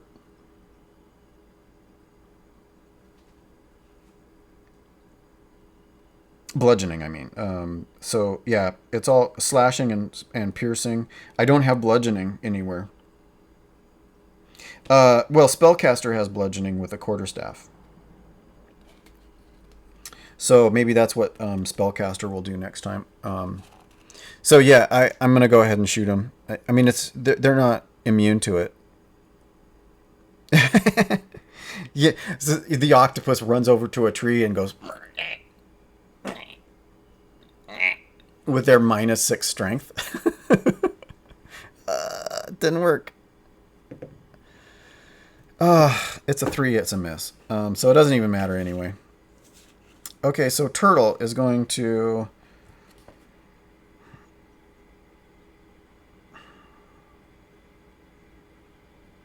attack. So we're going to attack, and we're going to do... two-handed. Well, actually, hold on. Let me do this correctly. Let's do.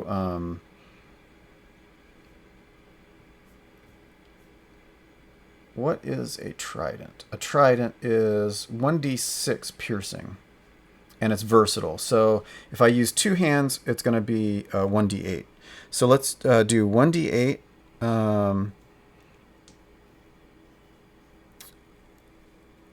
And then it's plus 6 to hit.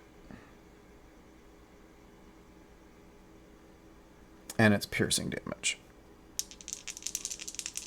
So plus 6 to hit.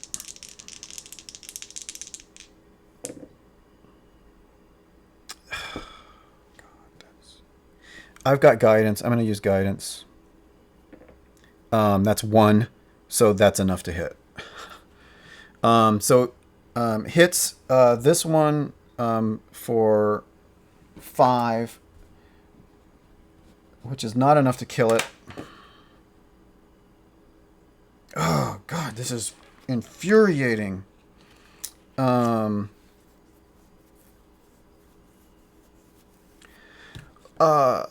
You know what? Hold on.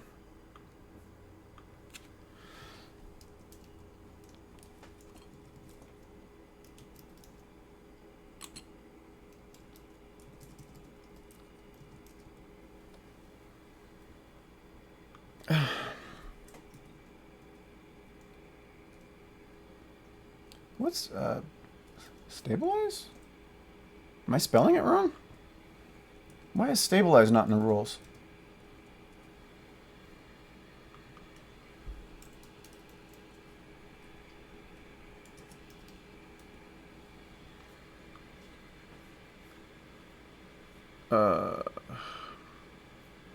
Stabilizing. Stabilize doesn't turn up, but stabilizing is there. Okay, that's ridiculous.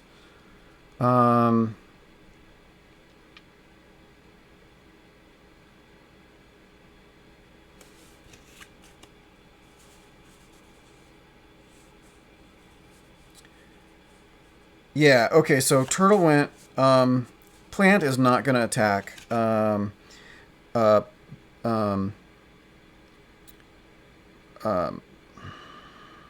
Plant is running over and is going to try to stabilize Toofy.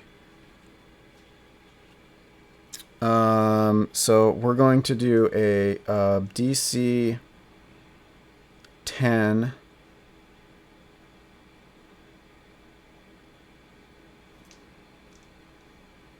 wisdom check.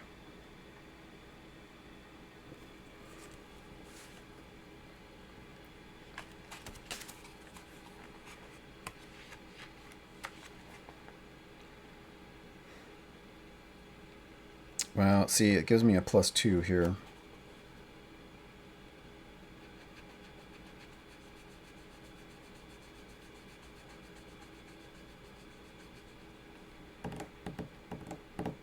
Do I give him the +2, even though as a plant? Well, okay, no, this was the 0 level, and this is the first level, so I'm going to give them +2, and then plant still has guidance left.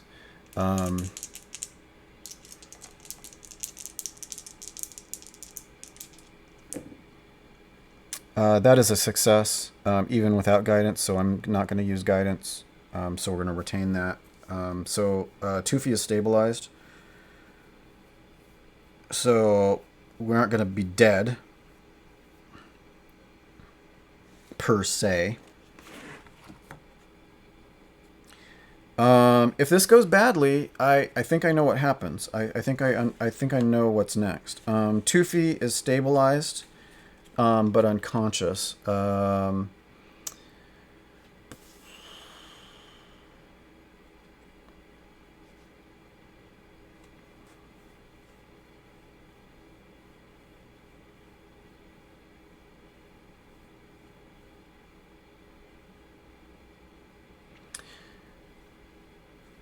This is a good point, Van.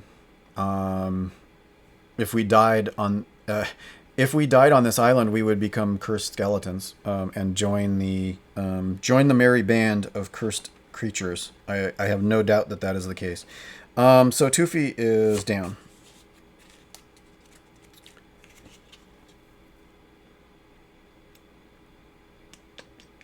And it's the damn skeletons again now. Well, I think they're going to try and attack Turtle. So let's attack turtle.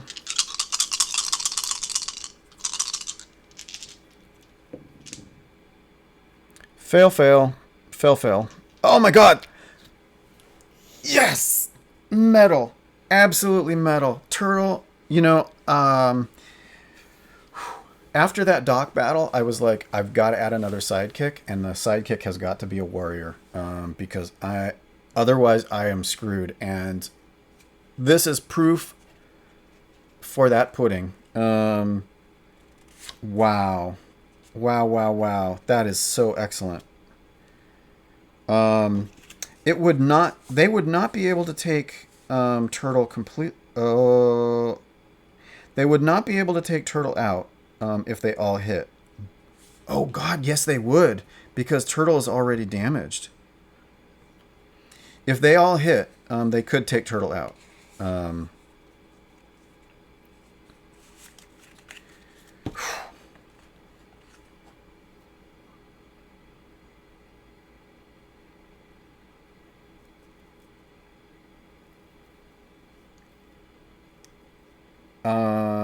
Octopus is going to shoot this damaged one.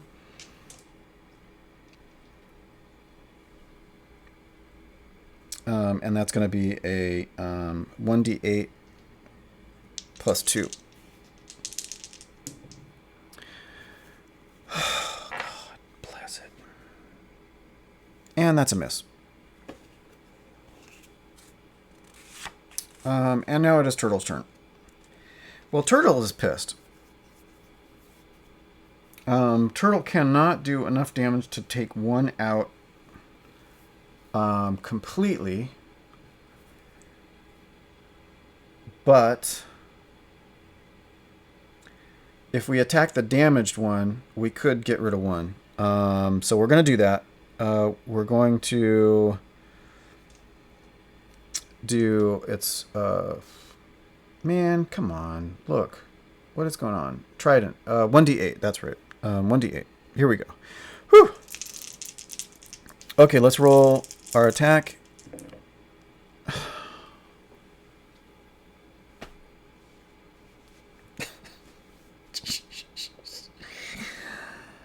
Oh, man. Even with an extra 6 to hit.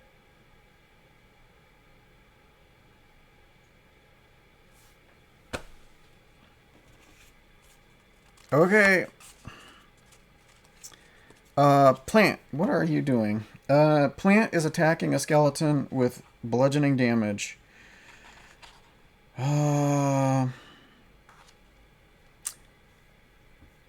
Where is my skeleton again?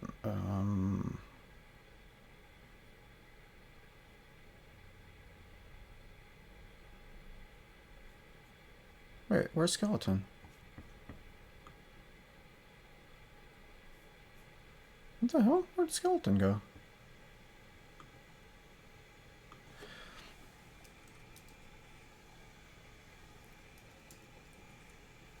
Okay, so skeleton.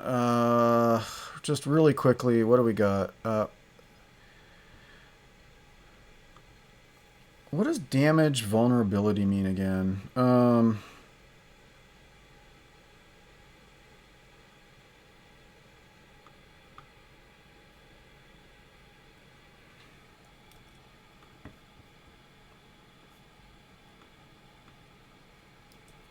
I can't believe... What the hell? No.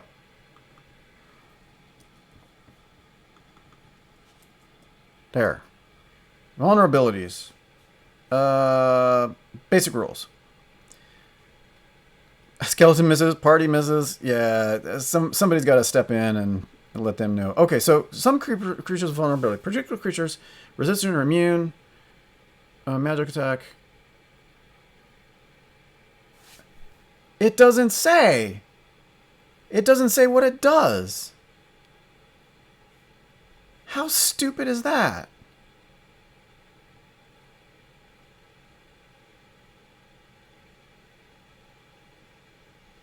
Here's what the basic rules say. Some creatures have vulnerability, resistance, or immunities to certain types of attack. Particular creatures are even resistant or immune to damage from non-magical attacks. In addition, some creatures are immune to certain conditions. But what does it mean? That's ridiculous. Okay, let's see if this basic rules has it.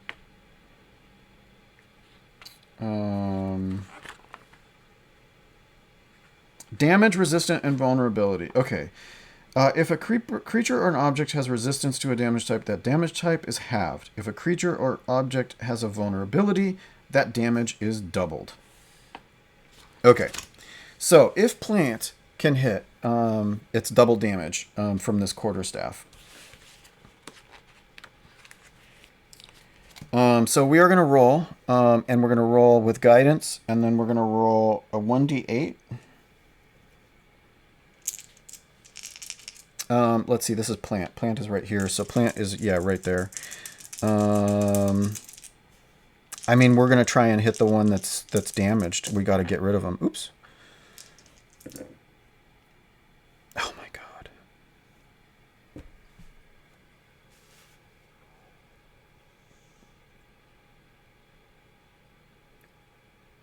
Oh.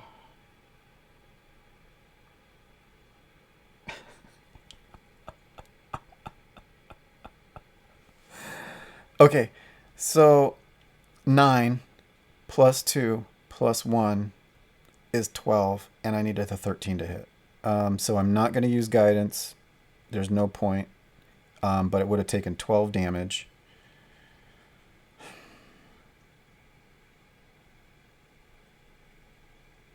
Ugh. Okay. Toofy. There is no opportunity to come back from unconsciousness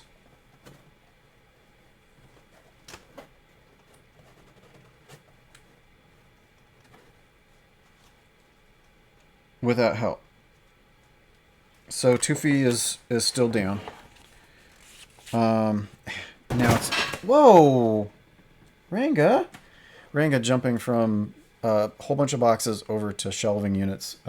Didn't quite make it all the way and slammed into some stuff.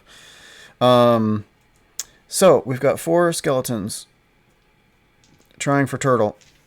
I think they're pissed off now. They're just ganging up. Turtle should have shelled up. All fails.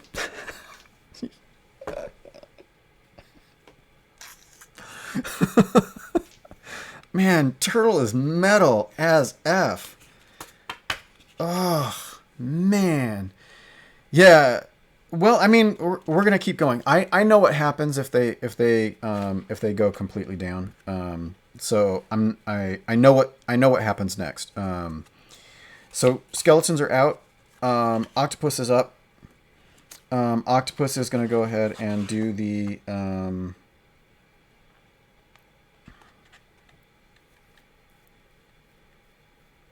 you know what? Screw it. Octopus is going to give the help action to Turtle. Right? Because Turtle is up next. Yeah. Octopus is using the help action to give Turtle advantage. Yeah.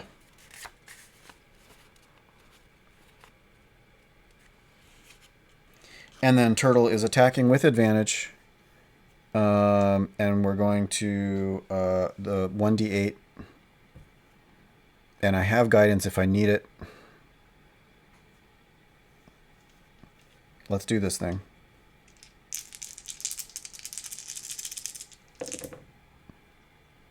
So that's 19.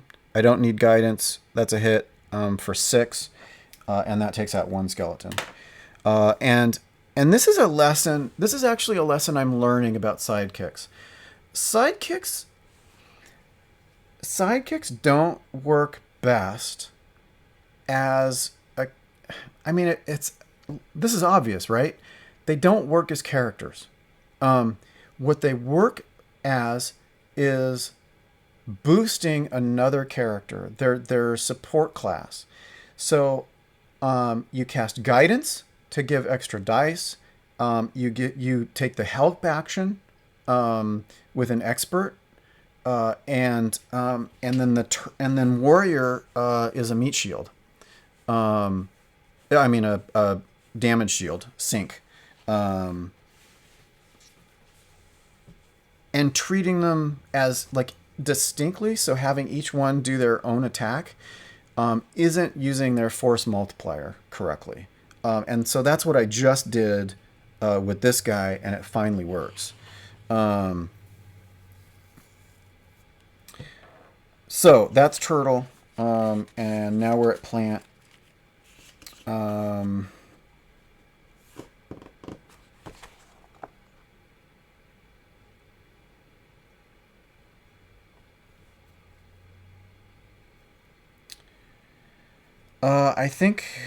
I think since 2 feet is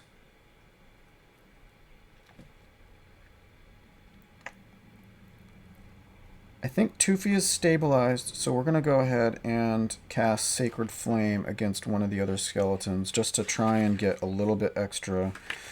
They've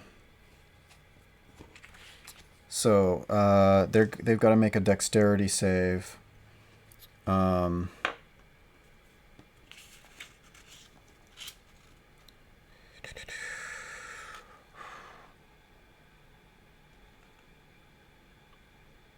Which unfortunately is +2, yeah. So let's go ahead and do it. That failed. So we're going to take 4 damage to number 2. And I think that's plants actions. Toofy is still out. And now we're back to the skeletons. Skeletons.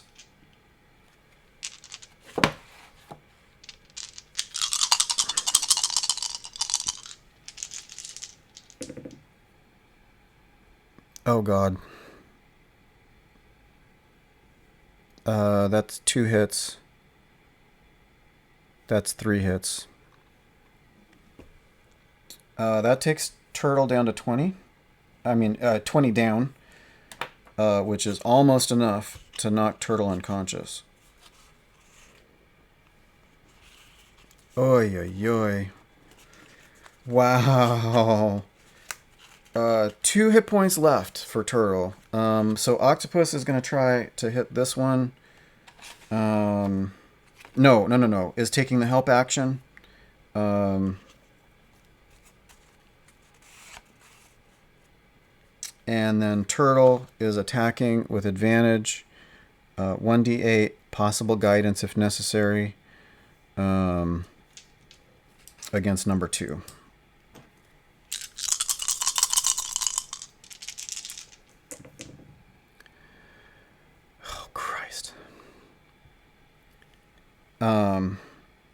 +6 to hit is 12. I need guidance, so I'm going to take guidance.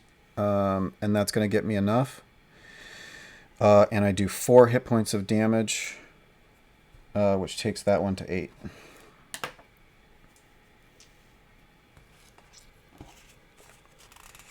And Plant is going to try Quarterstaff, which is going to be a 1d8. +2 to hit.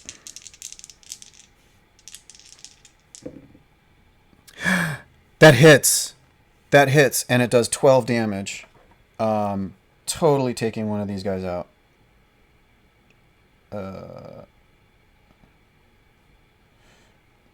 Let's make it this one. This one is dead. Okay, so that's 2 down. There's no heals left.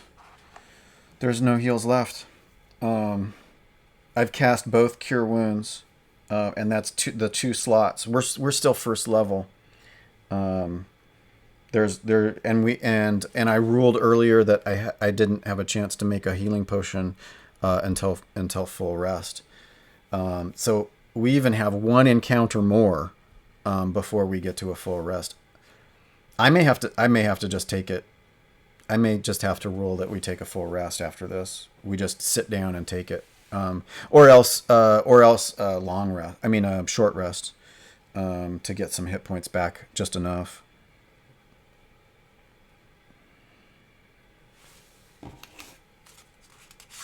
And 2 feet, and now skeletons. There are only 2 skeletons left, but they could take turtle out.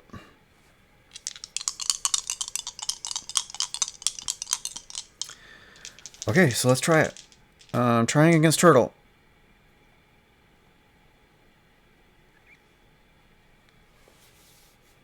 That is 1 hit. Turtle is down.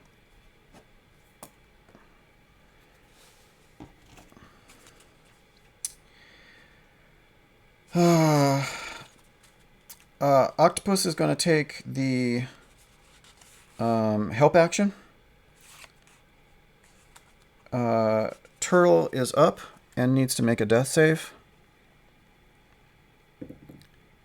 And succeeds, so that's 1 positive death save.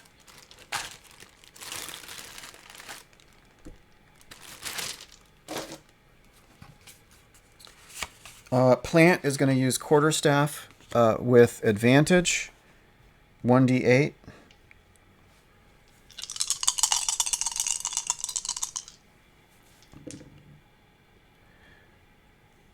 And that is 14. That is enough to hit. That's 14 damage. That takes 1 skeleton out.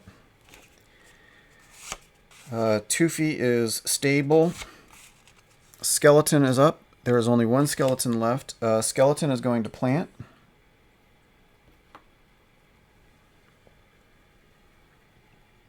And attacks. And fails. Yes. By 1 point.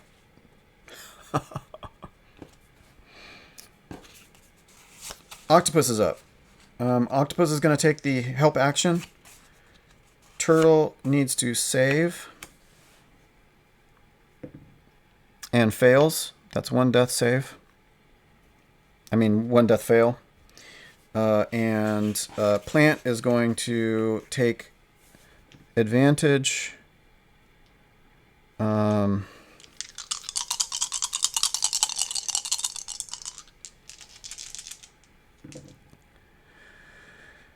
That is a success, and then so this one takes 5. So it's taken 6 total. Yes, you're right. They get monocles. They get monocles. 2 feet is stable. Skeleton is up. Skeleton attacks Plant.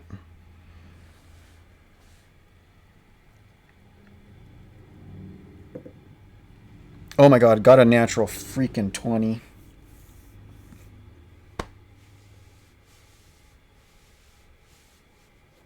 Oh god. Plant is unconscious. That is exactly how much... Okay, just for the sake of it. Again, I just want to, like, what would it have been if I had rolled...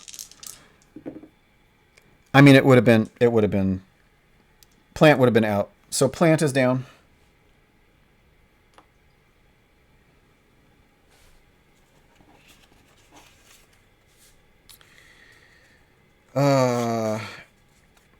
Octopus is the only one left.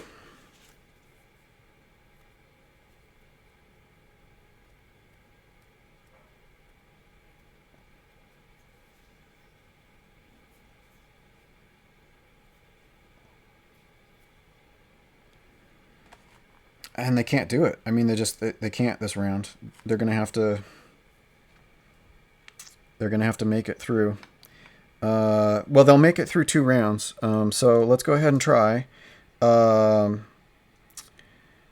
They do still have guidance if they need it. And so we're gonna do short bow, 1d8 plus 2. Let's try. It's getting close. 14 is enough to hit. I don't need the guidance. I can use that next time. That's 8 plus 2. That is 10, which is enough to take out the last skeleton. Oh, whoa, Nelly. Wow. Jiminy Christmas. That was close. Octopus had 11 hit points, so could have gone uh, a little bit longer. Um,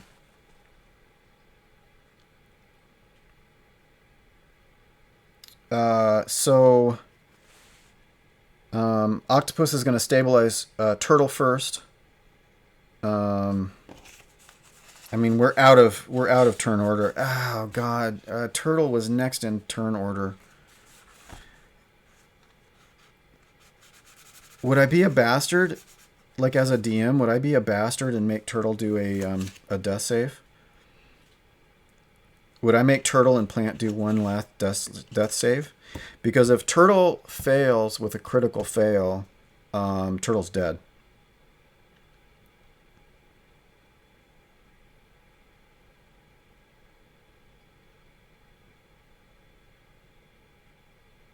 Oh man,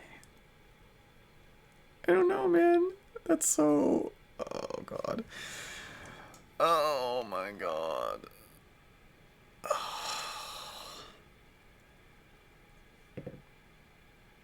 Okay, Turtle failed, but did not critically fail. Um,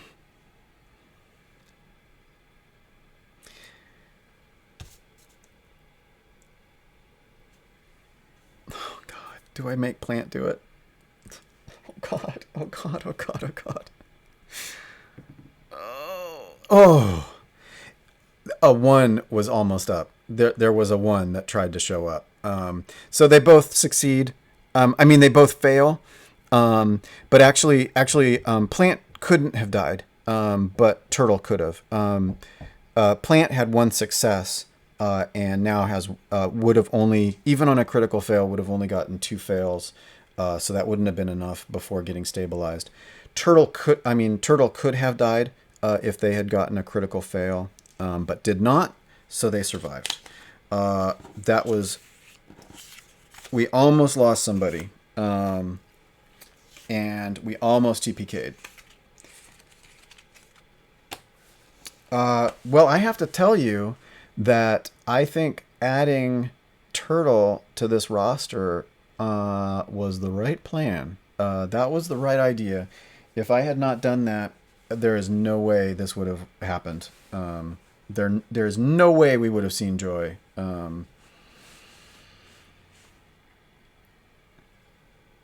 Um, I don't think I have a choice. I don't think I have a choice. I have to stop here and take a long rest.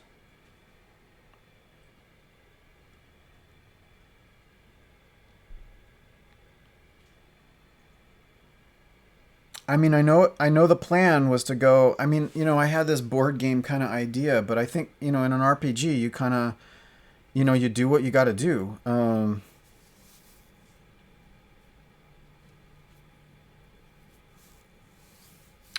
I mean, Octopus will stand guard, while the others rest for a little bit. And they'll do like a 10-hour rotation or whatever. Yeah, it's a save point. This is totally a save point. And actually, yeah, I've been going for 2 hours, so um,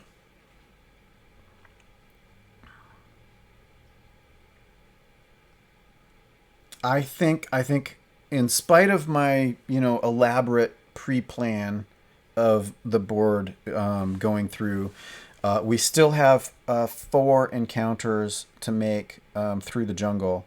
But the party is absolutely wiped. They're gonna take a long rest. They are gonna level up. So the next session, they are gonna be level 2. All of them will level up. So we'll have an extra spell, a little bit of extra hit points. Toofy will get 2 sorcerer points, which don't do much yet.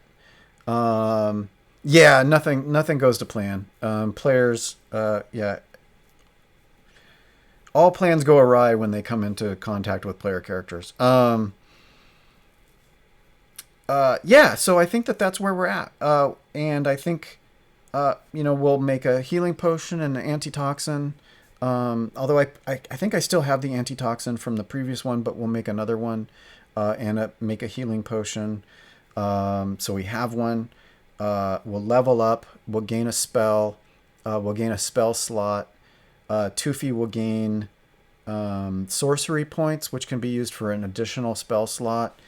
And the sidekicks will gain some spells as well. So experts, so octopus will gain cunning action. So they can, on their turn, take dash, disengage, or hide as a bonus action. The spellcaster, so plant will gain bless, which will essentially be guidance, but on a party level. So it'll just with one spell we'll be able to give a 1d4 for everybody. And warrior will gain second wind. Warrior can use a bonus action on its turn to regain hit points equal to 1d10 plus its level. If it does so, it can't use this feature until it short or long rests. So we could have gotten, in the same situation, we would have gotten 11 hit points extra to spend.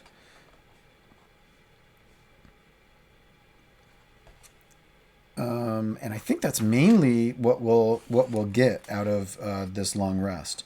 And I think that the spell that Tufi has been practicing is actually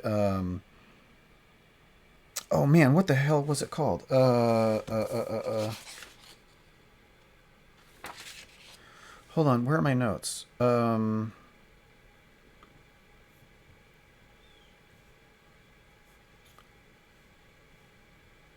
It starts with a C. What the hell was it?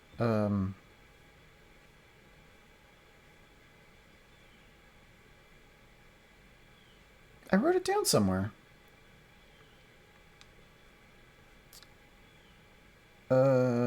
Catapult. Which is like you can take an object and throw it at a creature. So like for example, while we were in that brig, we could have cast catapult and caused like a table to slam into a guard's head or something like that. And I think that's going to be the new first level spell. I don't get another cantrip, but I'm thinking about cantrips called Thunderclap or Lightning Lure. Those are two cantrips which are kind of narratively fit in with my character.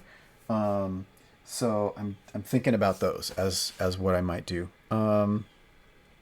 So there's the deal. I'm going to go ahead and call it for Seas of Vodari today and the almost TPK of Tufi and friends.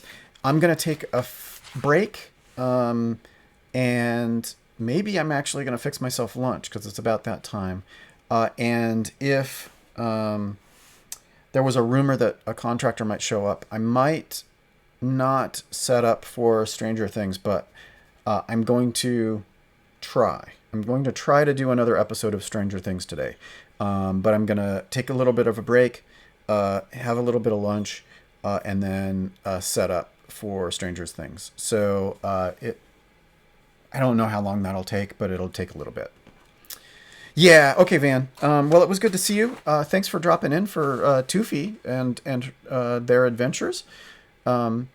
I don't know if I'll be able to stream tomorrow like I have been, but I should still be able to do a marathon of RPGs on Sunday. So that'll be most of the day. I'll hang out and chat and just sort of do reruns of all the any of the RPGs and stuff that haven't expired on Twitch. And of course, you can watch on YouTube. My YouTube archive hasn't caught up. So there are episodes on Twitch right now that are back broadcasts that are not archived yet in the playlists on YouTube, but they'll be there eventually. So anyhow, there's a lot of different ways to watch. So thanks for hanging out, Van, and anybody else watching this now or later, or if you're me watching it over again on rerun on Sunday. Hi, me. And thanks, Van, for hanging out and kibitzing and deciding what to do and how to torture Toofy and friends. And I will see you next time. Bye.